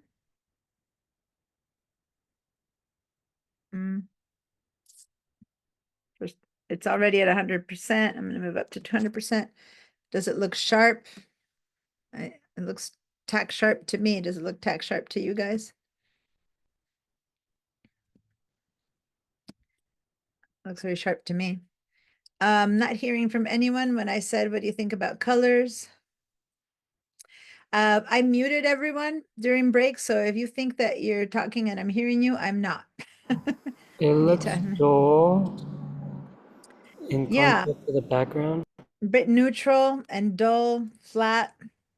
And that's not to say that this wasn't the right colors. Maybe it was. I don't know. I wasn't there.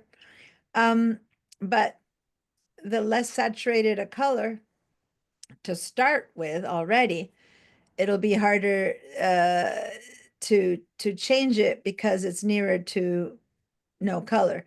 And also when it's lighter or nearer to gray, right? Black and white.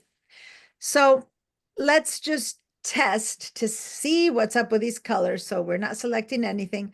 Let's do a quick little hue saturation to get a feel for what can or not happen with these, with this one. Just moving the hue saturation around. We're not adding saturation or lightness. I'm just seeing the colors. And as you can see, when they're subtle, they still change, you know, so I'm going to double click to bring it to the middle. This was blue, this was green. This is, I don't know, reddish, brownish. So they do change. It only turns into greenish, pinkish, purple.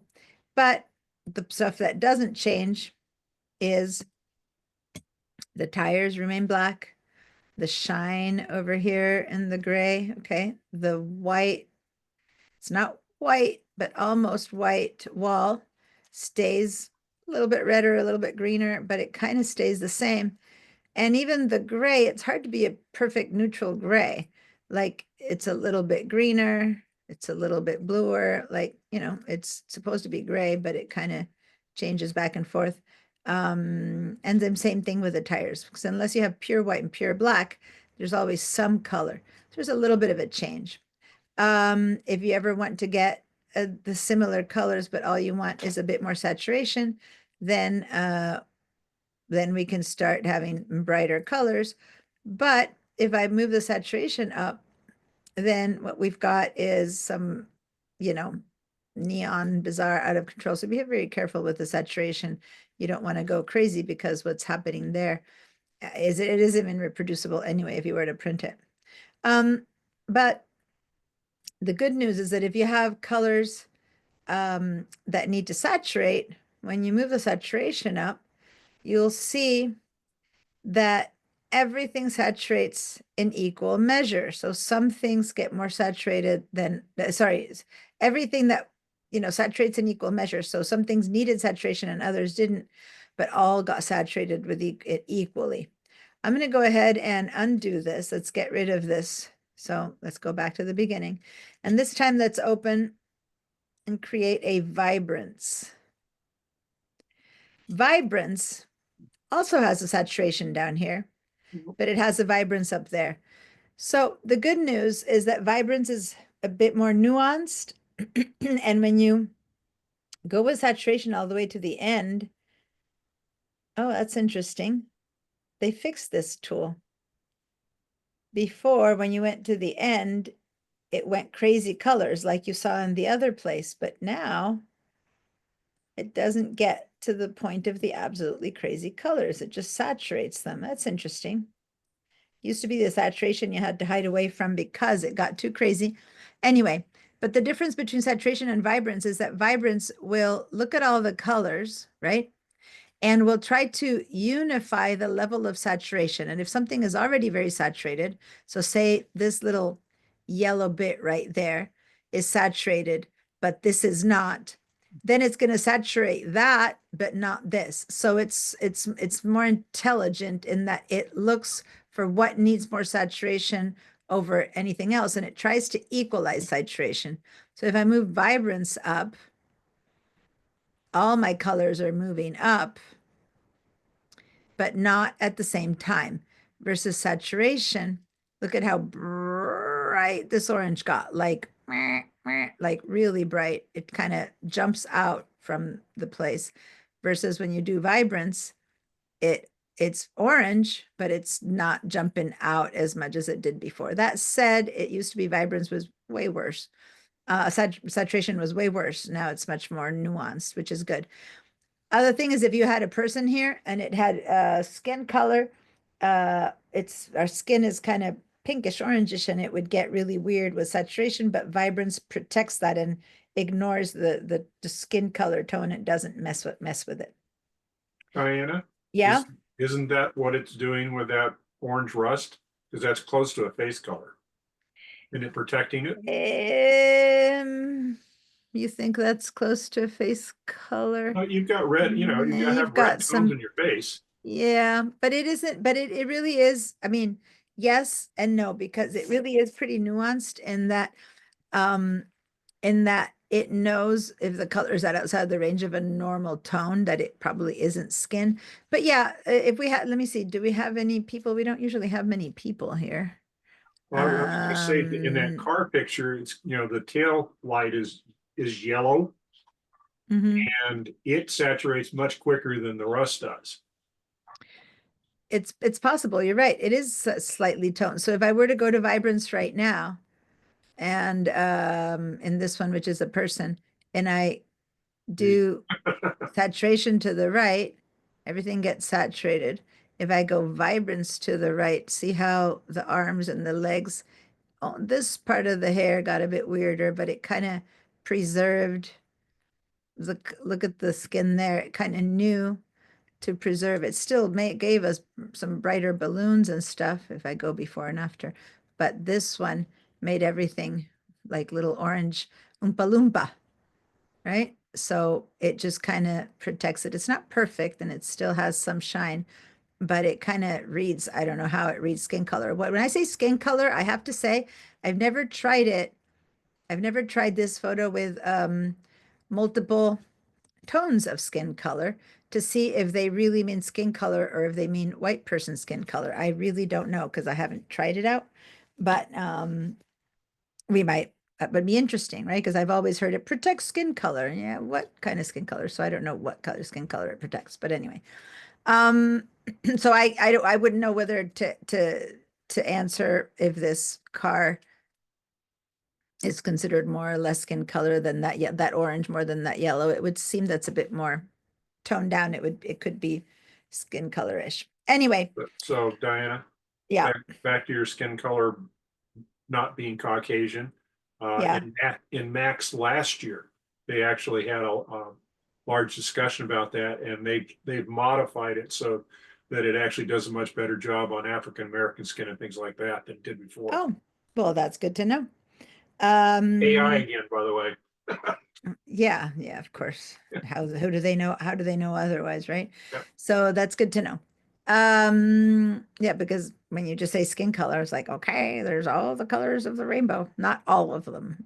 I've yet to see purple, natural purple skin, but there's a lot of other options. Okay, so so if I were to go back to this one, now in this one, I would assume that getting the subject is selected over here might be much easier. Anyway, so let's get rid of vibrance. I don't need any of these. So let's start from 0. And what I'm going to have us do here is a little bit different.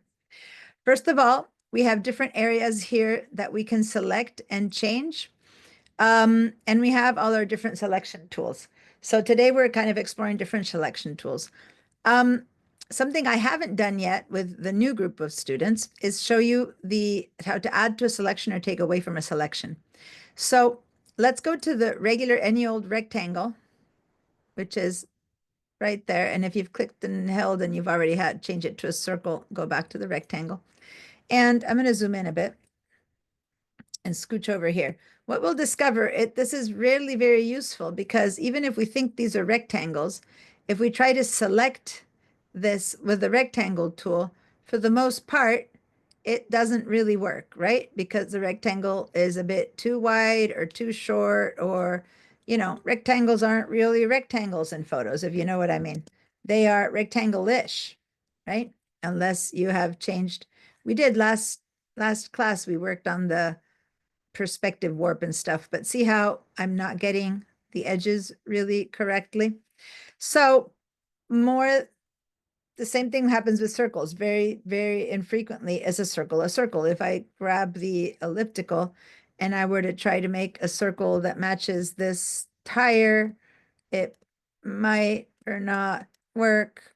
If you have a lot of experience, and I do because of Illustrator and other stuff, it might kind of work, but it's not a perfect circle. It's an oval.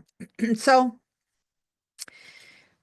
instead, we have other tools that help us select things. So before we go much further, I want us, everyone who does or doesn't know how to do this, please do the practice. I don't care what we're selecting. I want zoom in a little bit on this body of the car where you can see the body, the color of the marching ants better. I want you to make a little small box. So I've gone back to my rectangle one. And then make another little small box. And when you do that, the first one disappears, right? So I'm going to make this be. So when I make one and I want to keep the other one, I need to hold down the shift key. See how suddenly I have a little plus sign when I hold the shift key? I'm going to hold it, let go, hold it, let go, hold it. Then when I make another selection, now I got two. If I let go of the shift key and I try to make another one, the first two will disappear. So the only way to keep them is if I hold down the shift key and keep it held down. Does that make sense? All right. I'm wondering here. Hi, Jinsu, by the way, thanks for joining us. Angelina and Sisambat are new to this. Who else is new to Yeah, this? I'm here. Yeah, just making sure that you guys got this. Odessa, you did this before, right? In your other classes or not? Not sure, Yeah. just trying to see. Yeah. Okay, all right. So now if I hold down the shift key and I were to try to overlap them, then I'm joining them. See that? So if I begin to add to them and I still holding the shift key, I can add to a selection, but I'm holding the shift key the whole time. Now, if I want to do the opposite, which is get rid of some portion of this, I would have to hold the Option for the Mac, or it's Alt for the PC. And to Sambat in the VDI, you're always a PC, so you would have to hold the Control, the Option key, but actually on the Mac it's the same one. It's the Alt. And see how now there's a minus appears under my tool. So now I can make a little box and I can break into it. I can make a little box to get rid of parts and pieces of this. Okay, so the Option key is the minus or subtract, and the Shift key is the plus or add. Does that make sense, you guys? So the tools are working, but I'm not able to see it stay put, meaning it keeps disappearing. If you hold the Shift key, Like those It should- drawings, it shouldn't go away. Okay, share your screen to see what's happening. Is that working for you, Angelina?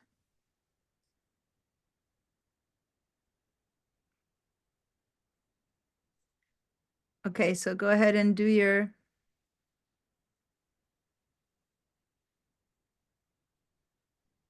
It's okay, just go to the car. I can see well enough. Okay, so select, and then you're holding the Shift key? Because I'm not seeing the plus sign turning on, so hold on. Okay, I know, okay, wait, stop. At the top here, yeah, there you go. For a moment, you had the wrong key. You had something else selected. Okay, now you have the right thing selected. Okay, now hold down the Shift key. And click, now you have a plus sign. Okay, it should work now. Click and drag. Now make another one next to it. Yeah, now it's working. Okay, good. And now hold the Option or Alt key to make it into a minus. Yeah, but go ahead and say, just take little chunks out. Don't take the whole thing out. Like make one big selection now. and take little bits and pieces out. Okay, perfect. That's working. All right, cool. Angelina, is that working for you too? I haven't gotten a chance to try it. I had to take a call right now. Sorry. Okay, well, then that's fine. I'll keep going. All right, so basically when a tool is in the plus mode, it adds. When it's in the option, so shift or plus, it adds minus or option or alt, it takes away. So here's the thing. This tool that we just practiced with last, oh, I didn't notice that. That's new. I had a selection, and when I click the selection brush tool, it turns into that. That's new. Okay, so I'm going to get rid of the selection, Command D. Notice now that when we go to the selection brush tool that I had you guys use earlier, it already has a little plus sign in the middle. So when I drag, it makes a selection, but it's already in plus mode. So when I drag again, and I drag again, it's already in plus mode, and it's not making me hold down my shift key. Does that make sense? So this is the tool we used the other day, before class. But now, what if I do want to get rid of some of that? Then I would still have to hold down the option or alt key. See how the little line in the middle turned into a minus? And now I can delete. Does that make sense? So let go. I don't have to hold on to the shift key because it's a tool set on plus, but I can still hold down onto the option or alt to get rid of stuff. Does that make sense, you guys? Every other selection tool that's a hand selection tool, you need to hold down the shift key to add to it. Okay, even if it's a circle, you add circles. Even if it's the lasso, I'm going to click the lasso tool, and I have to hold the shift key to add. To add, I have to make a little circle to add, and I have to hold the option key to get rid of, and get rid of, and get rid of, and get rid of. Okay. Now that's always shift is add, get, and select is get rid of, except for, and now I'm going to do Command or Control D to get rid of the selection, except for tools that are set on plus automatically. And this one was set on plus automatically, and you can see that plus there. So that's plus, plus, option, minus, minus, minus. Okay. Now let's walk over to the other tools that exist over here. And the third one that's very useful is the polygonal lasso tool. Polygonal lasso tool.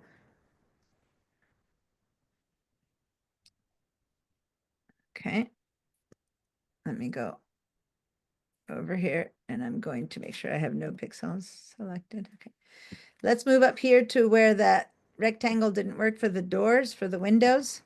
And now with the polygonal lasso tool, we'll be able to, because the way this one works, when you click it, my mouse, it kind of is held in that little spot. Imagine that this is a spider web, and it will follow my mouse until I click my mouse one more time. And I drop it there, and I move my mouse, and I click, and I drop it there, and I click, and I drop it there, and I click, and I drop it there until I'm ready to join again. Then I get my selection. So this is the only tool where you can do a selection of straight lines that are not really a good rectangle. Now, if you're like made a mistake and want to get rid of it, it's like, how to get rid of it?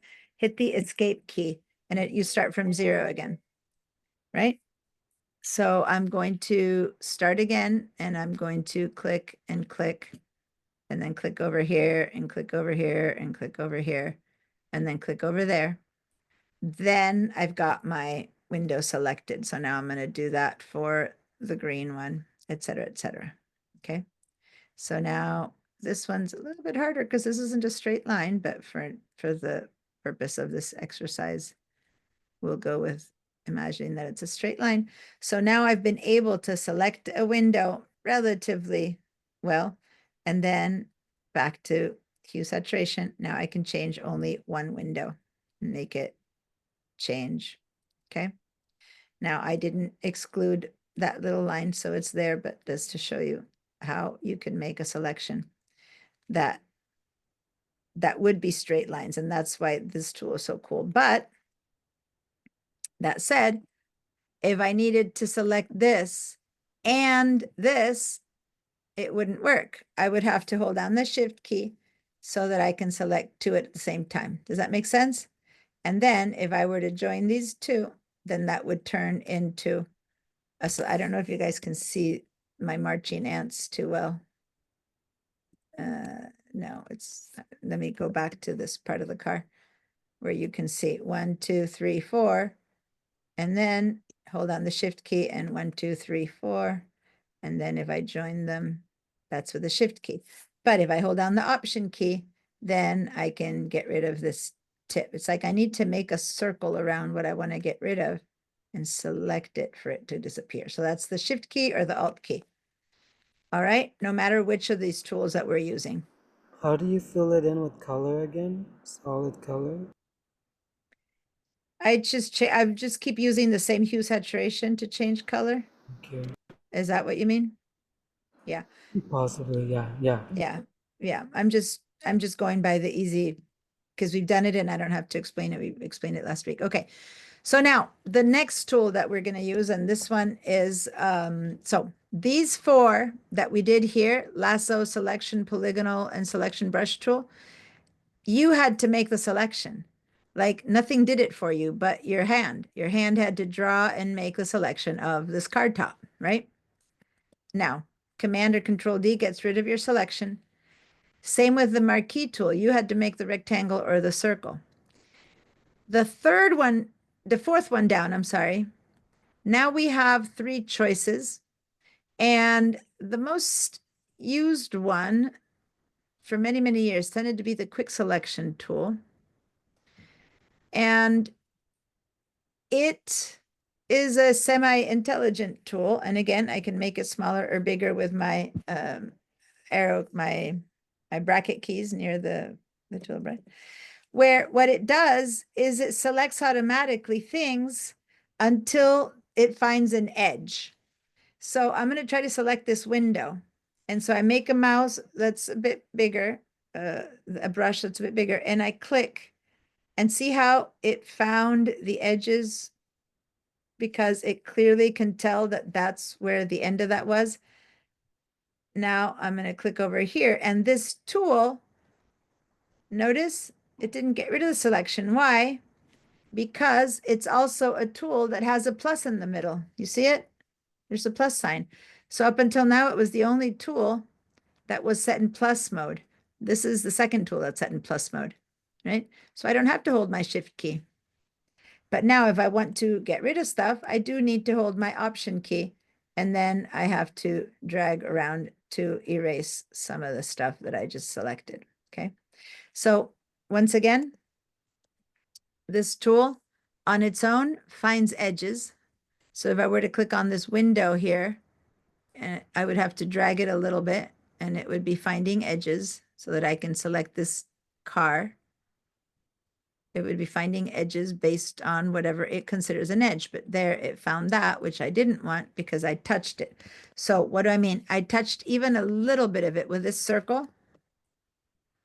If I stayed within the car, it wouldn't have selected that. But if I touch even a teensy bit like that into the green, then it included the green. See that? So you have to be very careful to keep it right inside of what you want to be selected. And even then, when the tones are very similar, and if you take the color away, these tones are very similar. See how it's including the window? It's very hard to select anything here and to not have it include that window. So you need to be very close. The moment I get anywhere near that window, it begins to select it. So there's limitations to this tool, and hand said should be turned on. But it's better than brushing this car, right? Because I can kind of choose this thing and I kind of get the edges of the car a bit easier than if I were to brush. Does that make sense?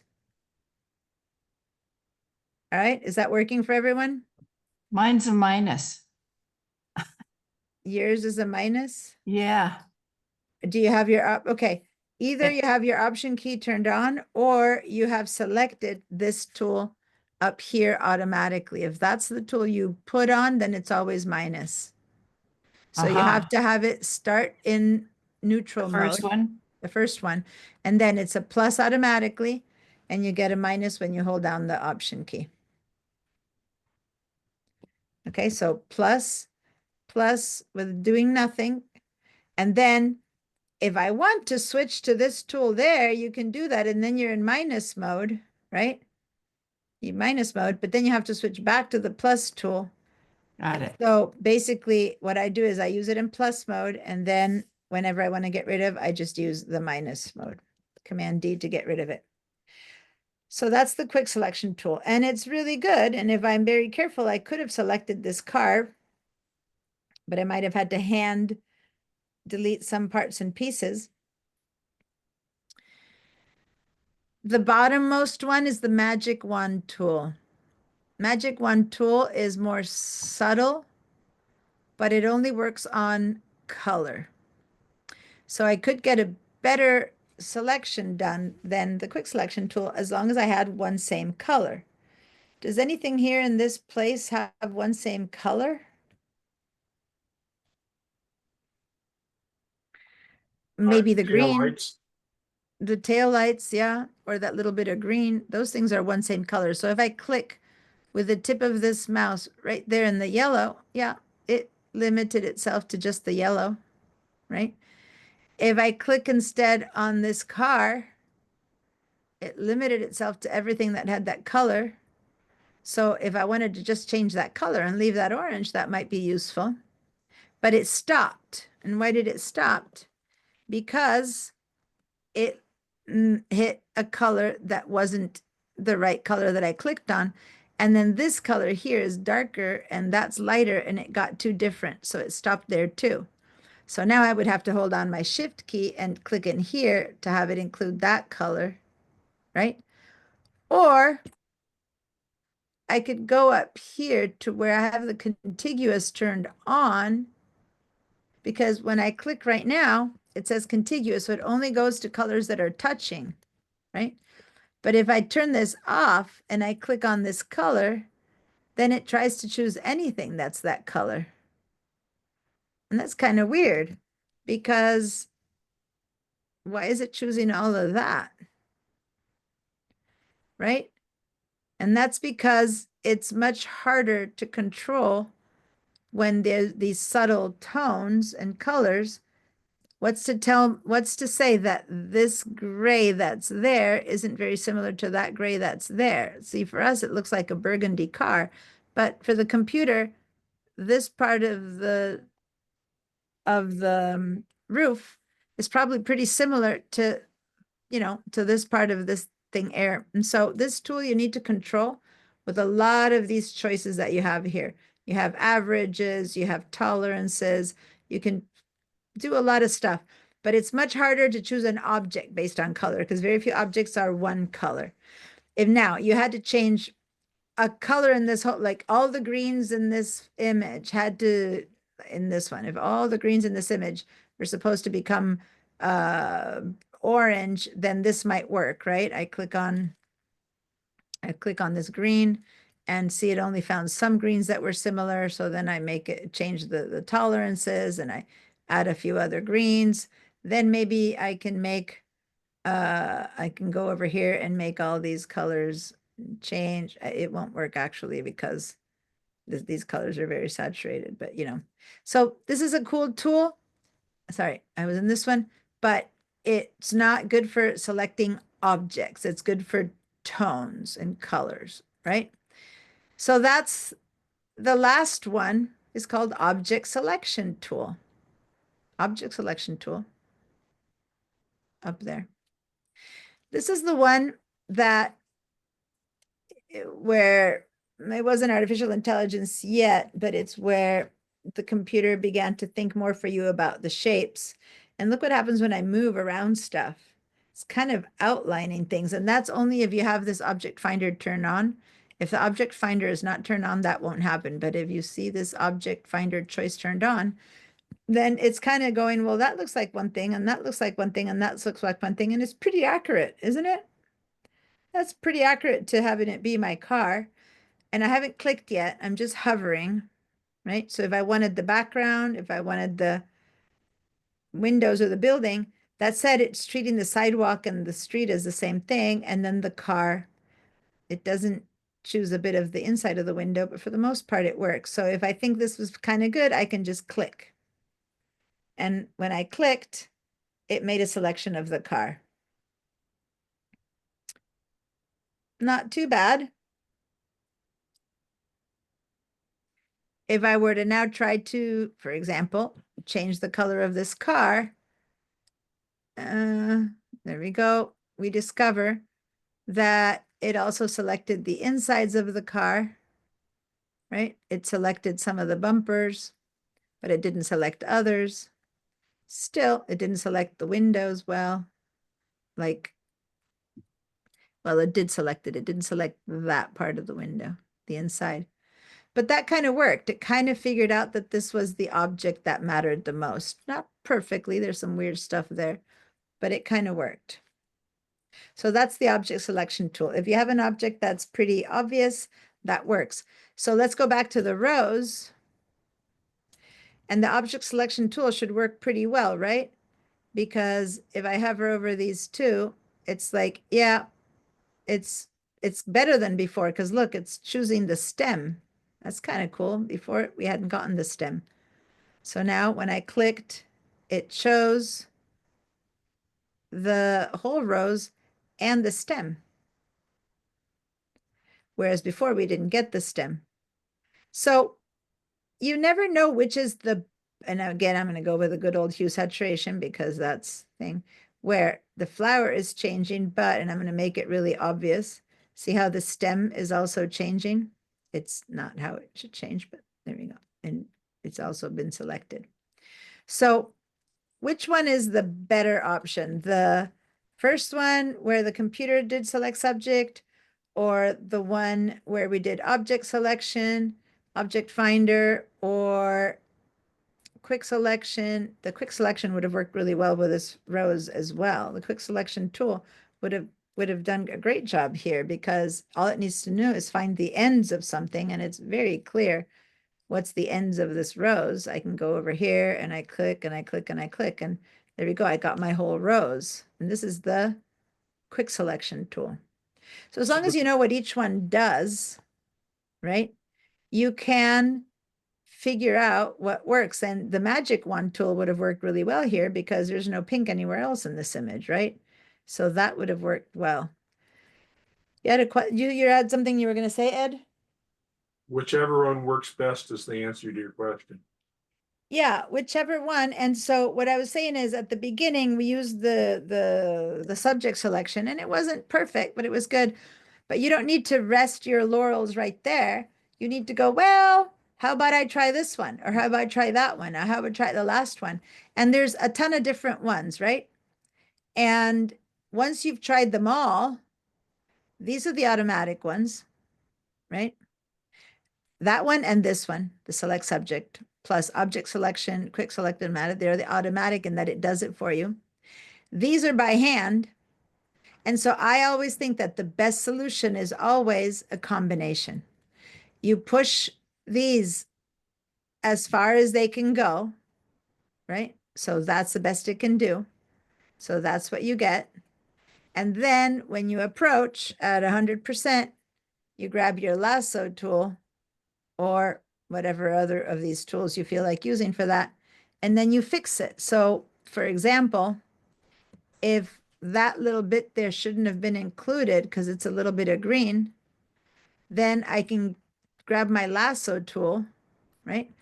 And what I need to take away from the selection. So what should I hold down? Option key. Option key. And then I try to make a little circle around that so that it gets taken away. Does that make sense? And here I might need to add a little bit. So I make a little circle there to add, and so on and so forth. I might not like how this happens, so I go with my shift key and I add a little bit more to that. Does that make sense? I'm in my lasso tool now, but I'm basically kind of correcting the edges a little bit because it wasn't a perfect selection and I wasn't extremely sure that I liked what they had done. Does that make sense, you guys? Why we use a combination? So now go ahead and go back to this rose and try to get a better selection by holding the shift key when necessary to add a little bit, and the option key when necessary to take away. Okay, so here I need to take a little bit away from that. Oh, I took too much away. Here I need to add a little bit more. And so on and so forth. Whoops. And so on and so forth. Okay, now in this case, some are very obvious, some are not so obvious. Here it seems to have undercut, and there it has overcut. Just practice your shift and option to make this be a bit more appropriate of a selection. If you ever wonder whether it's good, you can do this down here, which is the cutout, and cut it out and look at what you have left. And then you can go, oh yeah, look, I still have a bit too much over there. That whole edge, it got too dark. I didn't need that. Or yeah, this leaf looks weird. I don't think I'm going to include it. Right? So what did I just do to do that? Of the tools that are down here, the one that looks like the Japanese flag, a white rectangle with a black circle, black dot in the middle, that's the layer mask. And you hide a part of an image and you look at it and you go, I wonder if that's good or not. And then you can Command Z. So now if I go over to this car and try to do that, I'm gonna do it with the object selection. There you go. I did an object selection and now I'm gonna do this remove background and look at it and go, oh, okay, well, looks like it thought that the curb here was part of my car, and there it looks that it was part of my car, and then maybe back here I should cut some of the window out so that I can see through, right? So you can go in and out and looking at it, and then once you've kind of analyzed it, you can undo that and then go in with your lasso tool, right? I'm going to go in here and I'm going to tell this, nope, this green is not part of the car. So I hold down the option key on minus with a lasso tool, and then I basically tell it, no, not that, right? And then there's a bit of green in there. I need to go in there and tell it, no, not that either, right? And so on and so forth. So choose one or the other, and see how the tire didn't do a good job because it's hard to distinguish between the asphalt and the tire. So now I need, whoops, so I need to add to that. So I'm going to hold down the shift key and I'm going to add this bit of tire that's missing, right? And keep exploring and go, oh yeah, I got to get rid of all this green. So I'm going to get rid of that. And I'm going to get rid of that. And I'm going to get rid of that. And then it's missing this whole part of the bumper. So I actually need to shift and add this bumper because it's the same color as a sidewalk. Oh no, I'm wrong. This is a bumper. This is a, oh, I got it wrong. I have to do option and get rid of this piece. Yeah, so I'm gonna get, this is the bumper. There we go. I was doing it wrong. Right? So I am adding and taking away little bits and pieces with my lasso tool, even though I used the bigger tool to make my choices. All right, and I follow through, and I think I need to add a bit more of this there, and so on and so forth. Okay, so and then if I try that out, that looks like the car is more complete without the curb or whatever. So if so, give me a couple of screenshots of these steps. In this case, I'd like a bit of a screenshot of the cut, which we haven't done yet, the layer mask, which cut something out, where we combined the computer saying what the subject was, the object, my hands with the lasso tool, and we all kind of figured out what this might be. I'm gonna undo that, and I'm gonna take half of that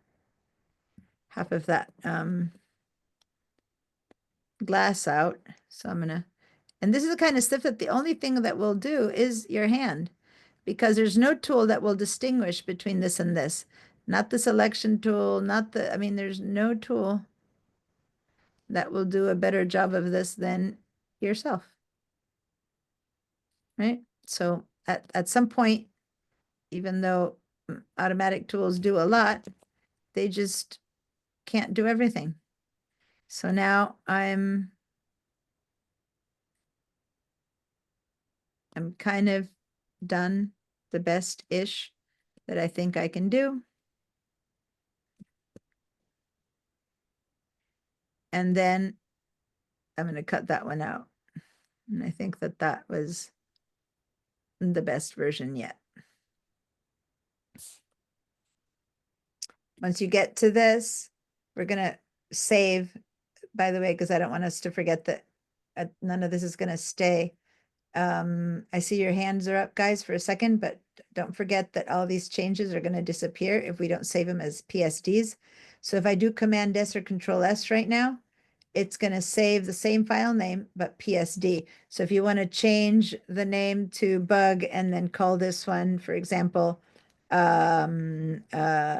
selection options, or even layer mask, which cut, I mean, I'm giving it both names, but layer mask, which cuts out. That would be a good name for this one. Anyway, let's make sure to save these changes. Yes, Isambhat? How did you pick a color you liked on the picture and used it for another section of the same picture? In this one, I didn't go by color. And this one I went with, when I chose this tool, when I made this one, let me open a different one from scratch. I chose this tool, the object. I tried many different ones and decided that the object selection tool gave me the best choice. And so I didn't have to go by color. I went by shape. When I used the color, okay, the color tool is the magic wand. And so when I clicked on this car, right, I had to then hold down the shift key to add to my selection, and then I clicked a little bit more, but it got too much, right? And that's because I need to move, and I can show you different ways to modify the magic selection tool. The But magic wand on my toolbar. click and hold. It's quick selection, object selection, and magic wand. You want to share your screen, and else you can look for it? Okay, I found it. Oh, you found it. Okay, good. Barbara? Yeah, I have my brush at 100%, but Mm-hmm. and I'm painting, and the color's way back from the edge of the circle. Share your screen so I can see what's happening.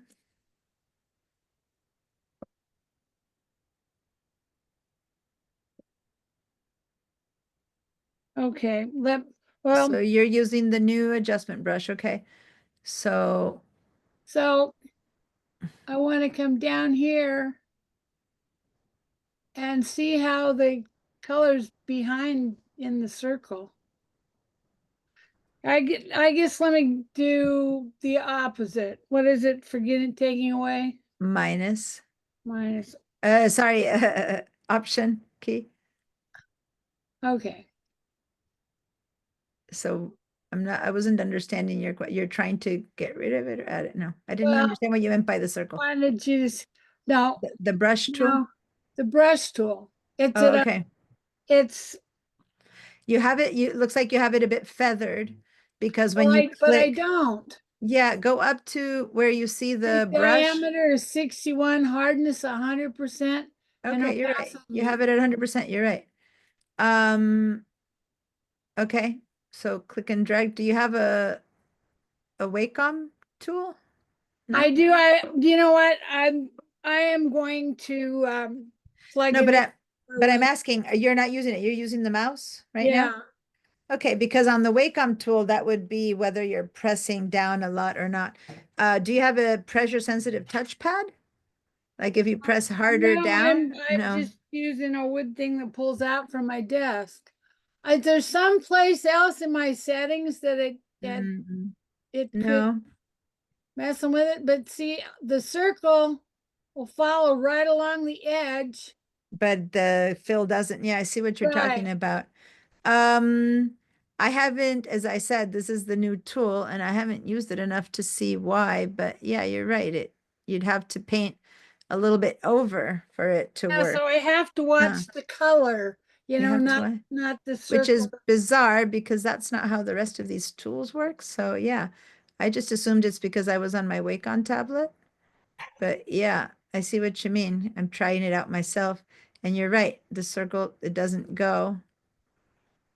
And if I try to make that mask, it really is accurate to where the inside of the circle is, which is kind of weird. Yeah, just follow what you see turning pink, I guess, which is why it matters to be able to change its color. So don't forget to do screenshots of what selection method you're using, right? The magic wand is a W to get to the magic wand set of tools, and then you do Shift W to cycle through the object selection or here, I'm going to stop your share. I'm answering Odessa who asked on the computer. So the W That's not or it. Shift W to shift through object, magic wand, or quick. W, L, and M, and which tools are underneath those letters. I was getting confused in all those, 7 or 8 options? Yeah, well, basically if you click and hold, just look, these are all L's. Like you can see the L, the L, the L, the L right there. When you click and hold this one, these are WWWs, right? And so these are the ones that use some of its artificial intelligence on you, machine learning. And then these are the ones that you need to push through one way or another by hand. These also, but as I said, there's not much use for rectangle and circle in photos because, shapes aren't perfect. So really we use these two, these or these, much more than we use these two. In Photoshop. In Illustrator, I use those a lot, but not here. All right, any other question about this, you guys? I forgot about that.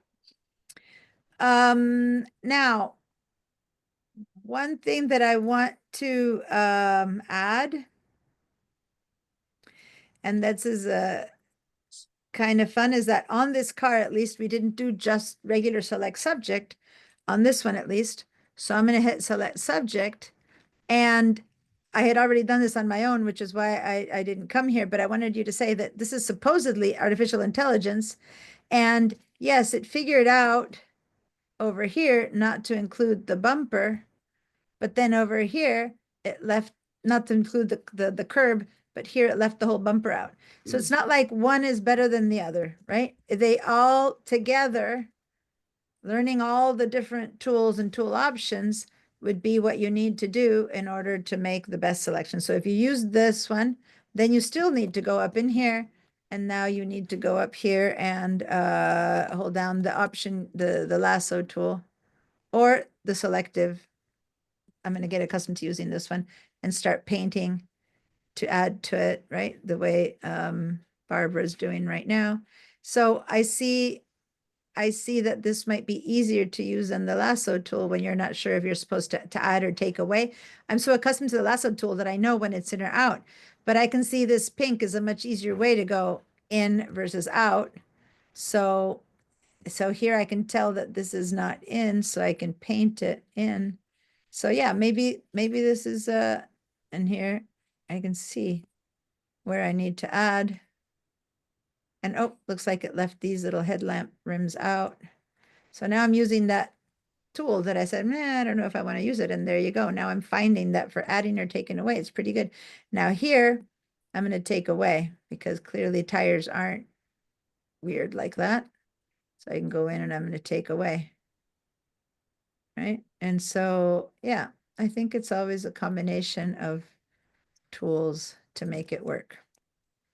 And this is one of those, like last class, we did some pretty more advanced things, but actually I didn't take you through the basic selection tools, right? So we keep working on different skills. Hopefully it all adds up to, in this case, I still have the windows there, but anyway, there I go. And that's a more complete tool than I've had up until now. Yeah,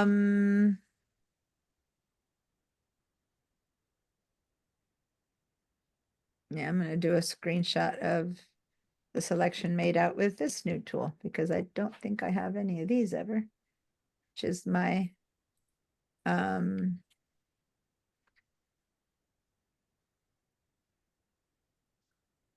selection brush tool. Okay.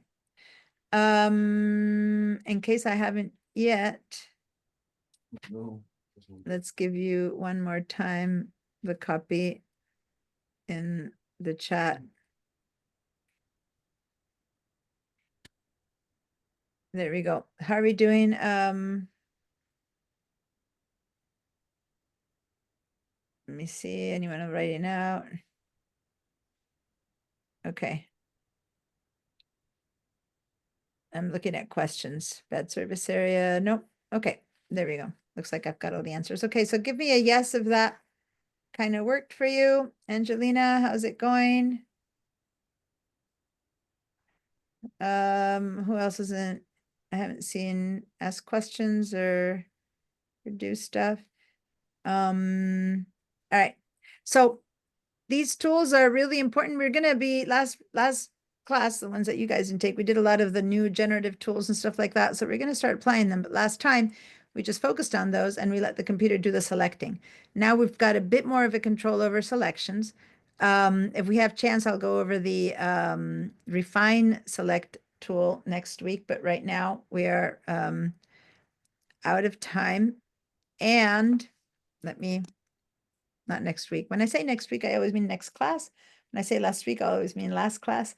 So on Wednesday, we're going to get to a lot more of this.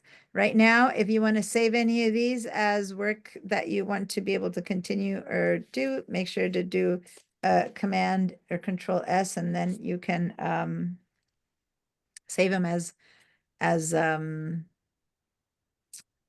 layered files.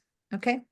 And then my challenge to you, and it's what I'm going to put in as a homework, is to, of course, as usual, I'd like you to do it with your own photos, but I want you to find things that are not so easy, right? Because some things are very easy to isolate, right? If I were to choose this image here, it's so easy to isolate that any of the tools would be able to quickly cut this out from the blue, right? But what I'd like you to do is to find some images that are not so easy to isolate. And for example, well, you could never isolate this gorilla head, for example, although it's very cut in. But for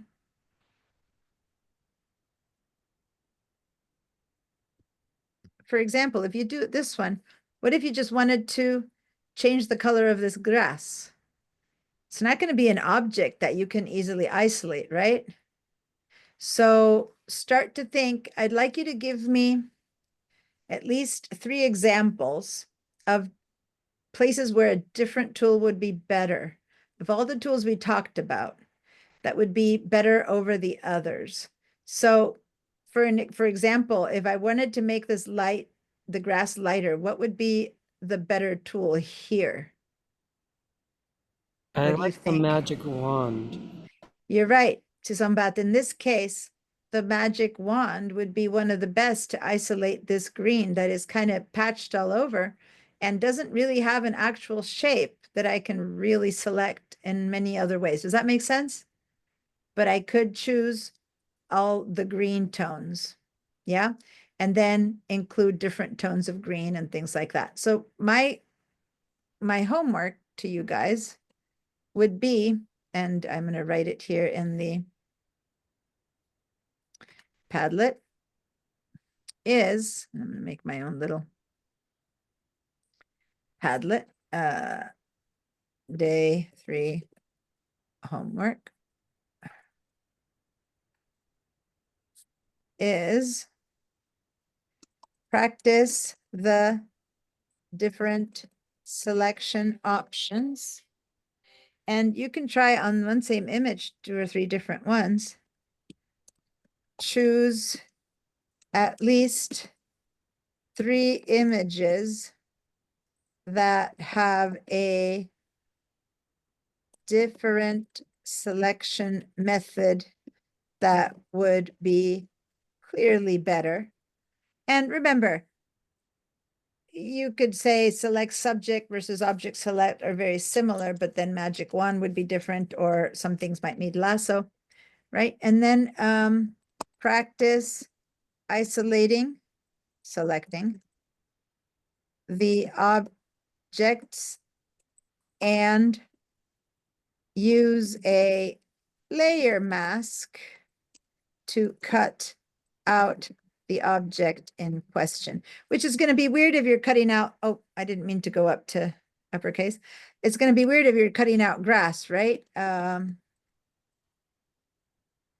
In question, but for the most part, I want to see the different cutouts of shapes. And again, it's not about being perfect. It's about trying these out. Okay. I like your comment, Ed. This is why I don't use artistic tools as much as automated ones. All right. So for now, that's the main, for those of you who didn't read the Pixels, read the handout. And I already wrote over here what the name of the handout was. So, oops, I'm gonna pin it, make it yellow. Okay. So,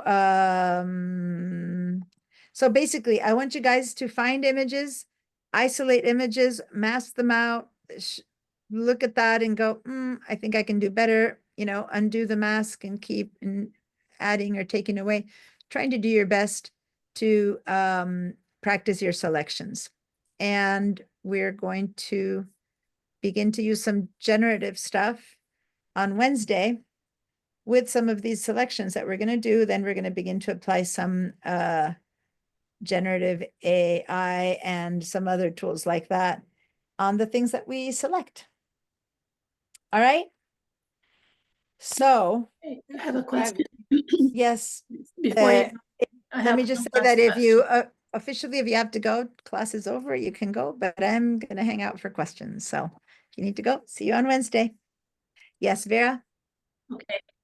Can you take, I want to take you back to the beach huts so you can tell me what I did wrong here, because I just can't figure Go it ahead out. and Can I share?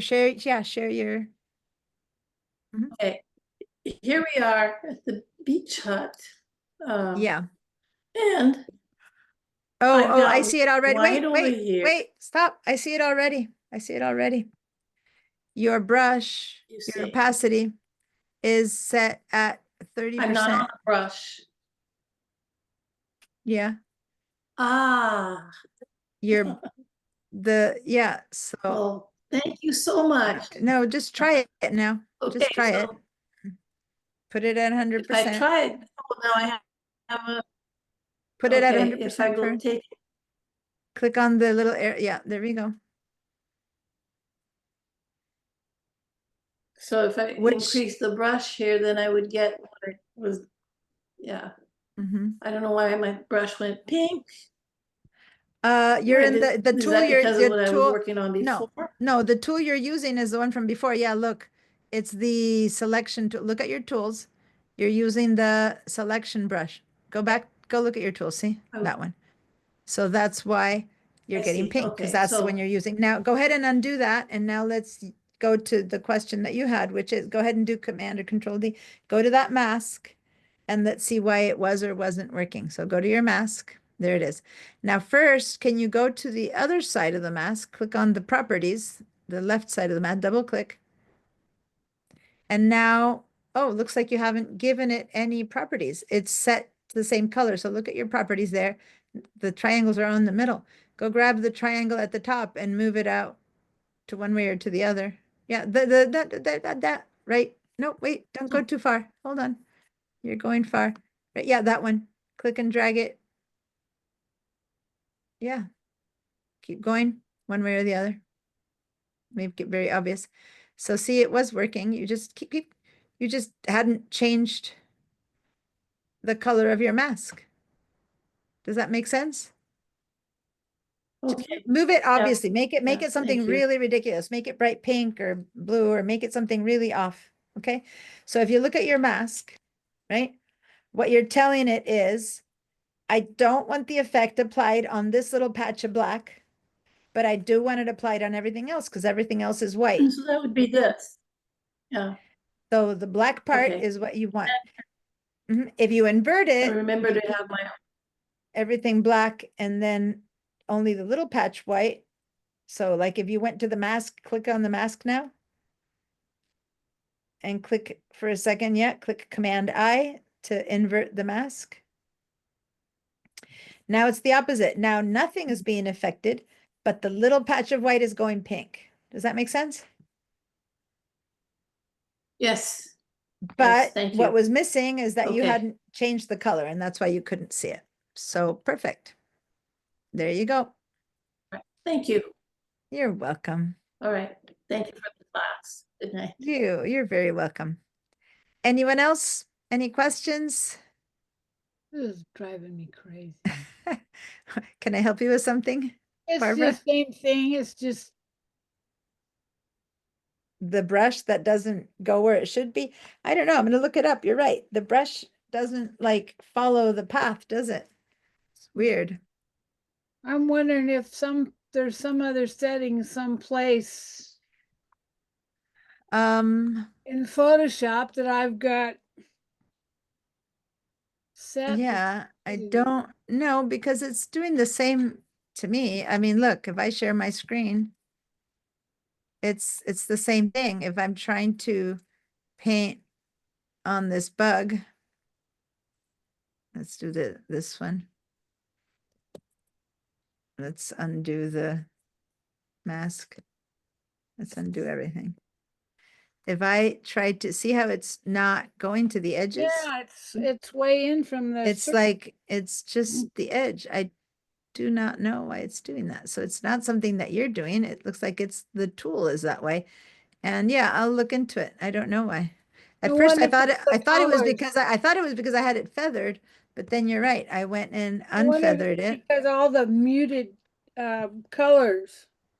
You know, that wall's kind of gray and the. Let me go over here to the rose and try it here. And let's see. Let me change this to I didn't have that phone. problem when I was working on the rose. Oh, yeah, it's know. exactly the same. Yeah. Yeah, I'm not going precise. I'm just, but yeah, it's the same distance. And now I made it hard or soft, and it's that same distance. So that's bizarre. All the tools up until now we've learned don't do that.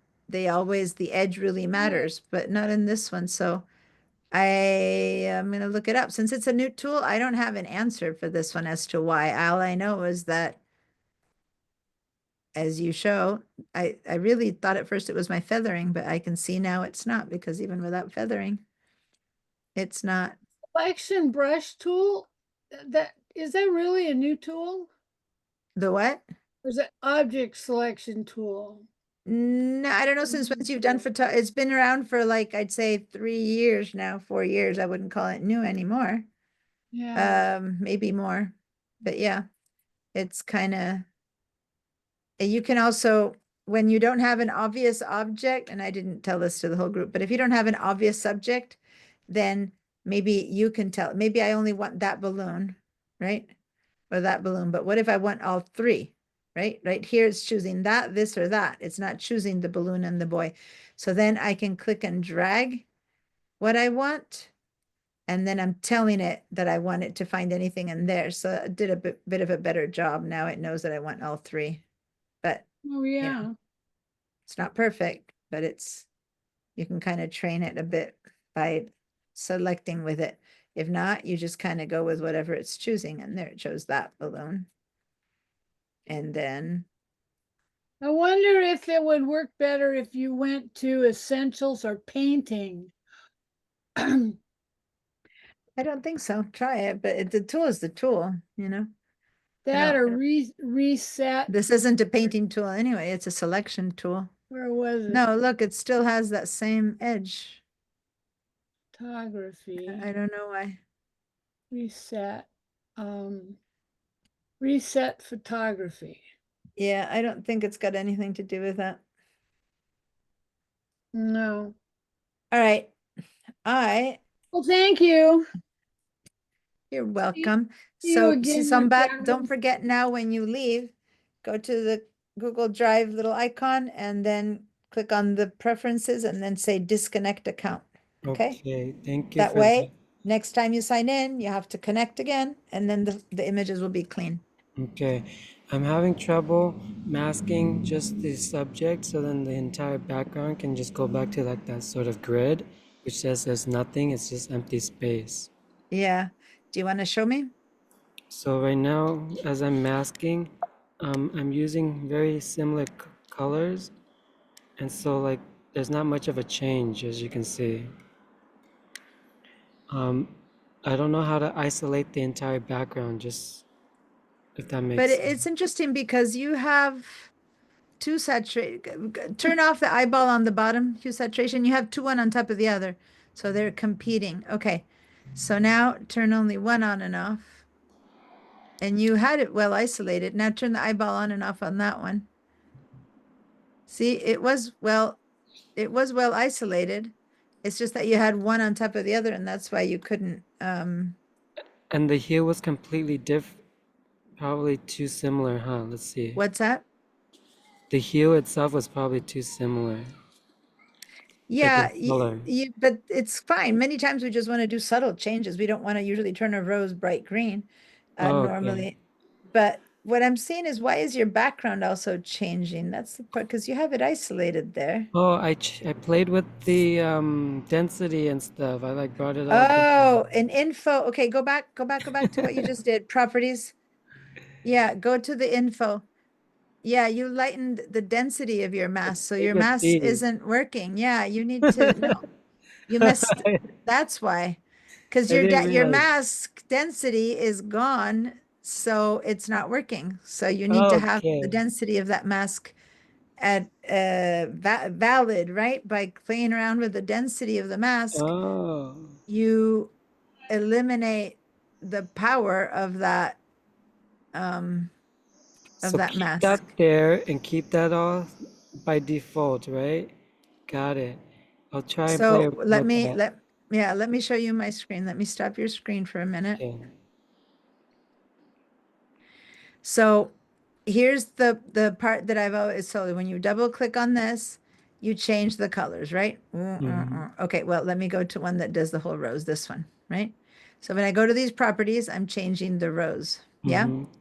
But then you went over here to the mask, and instead of having 100% density, if you have very little density, then the masked part is not being affected too much.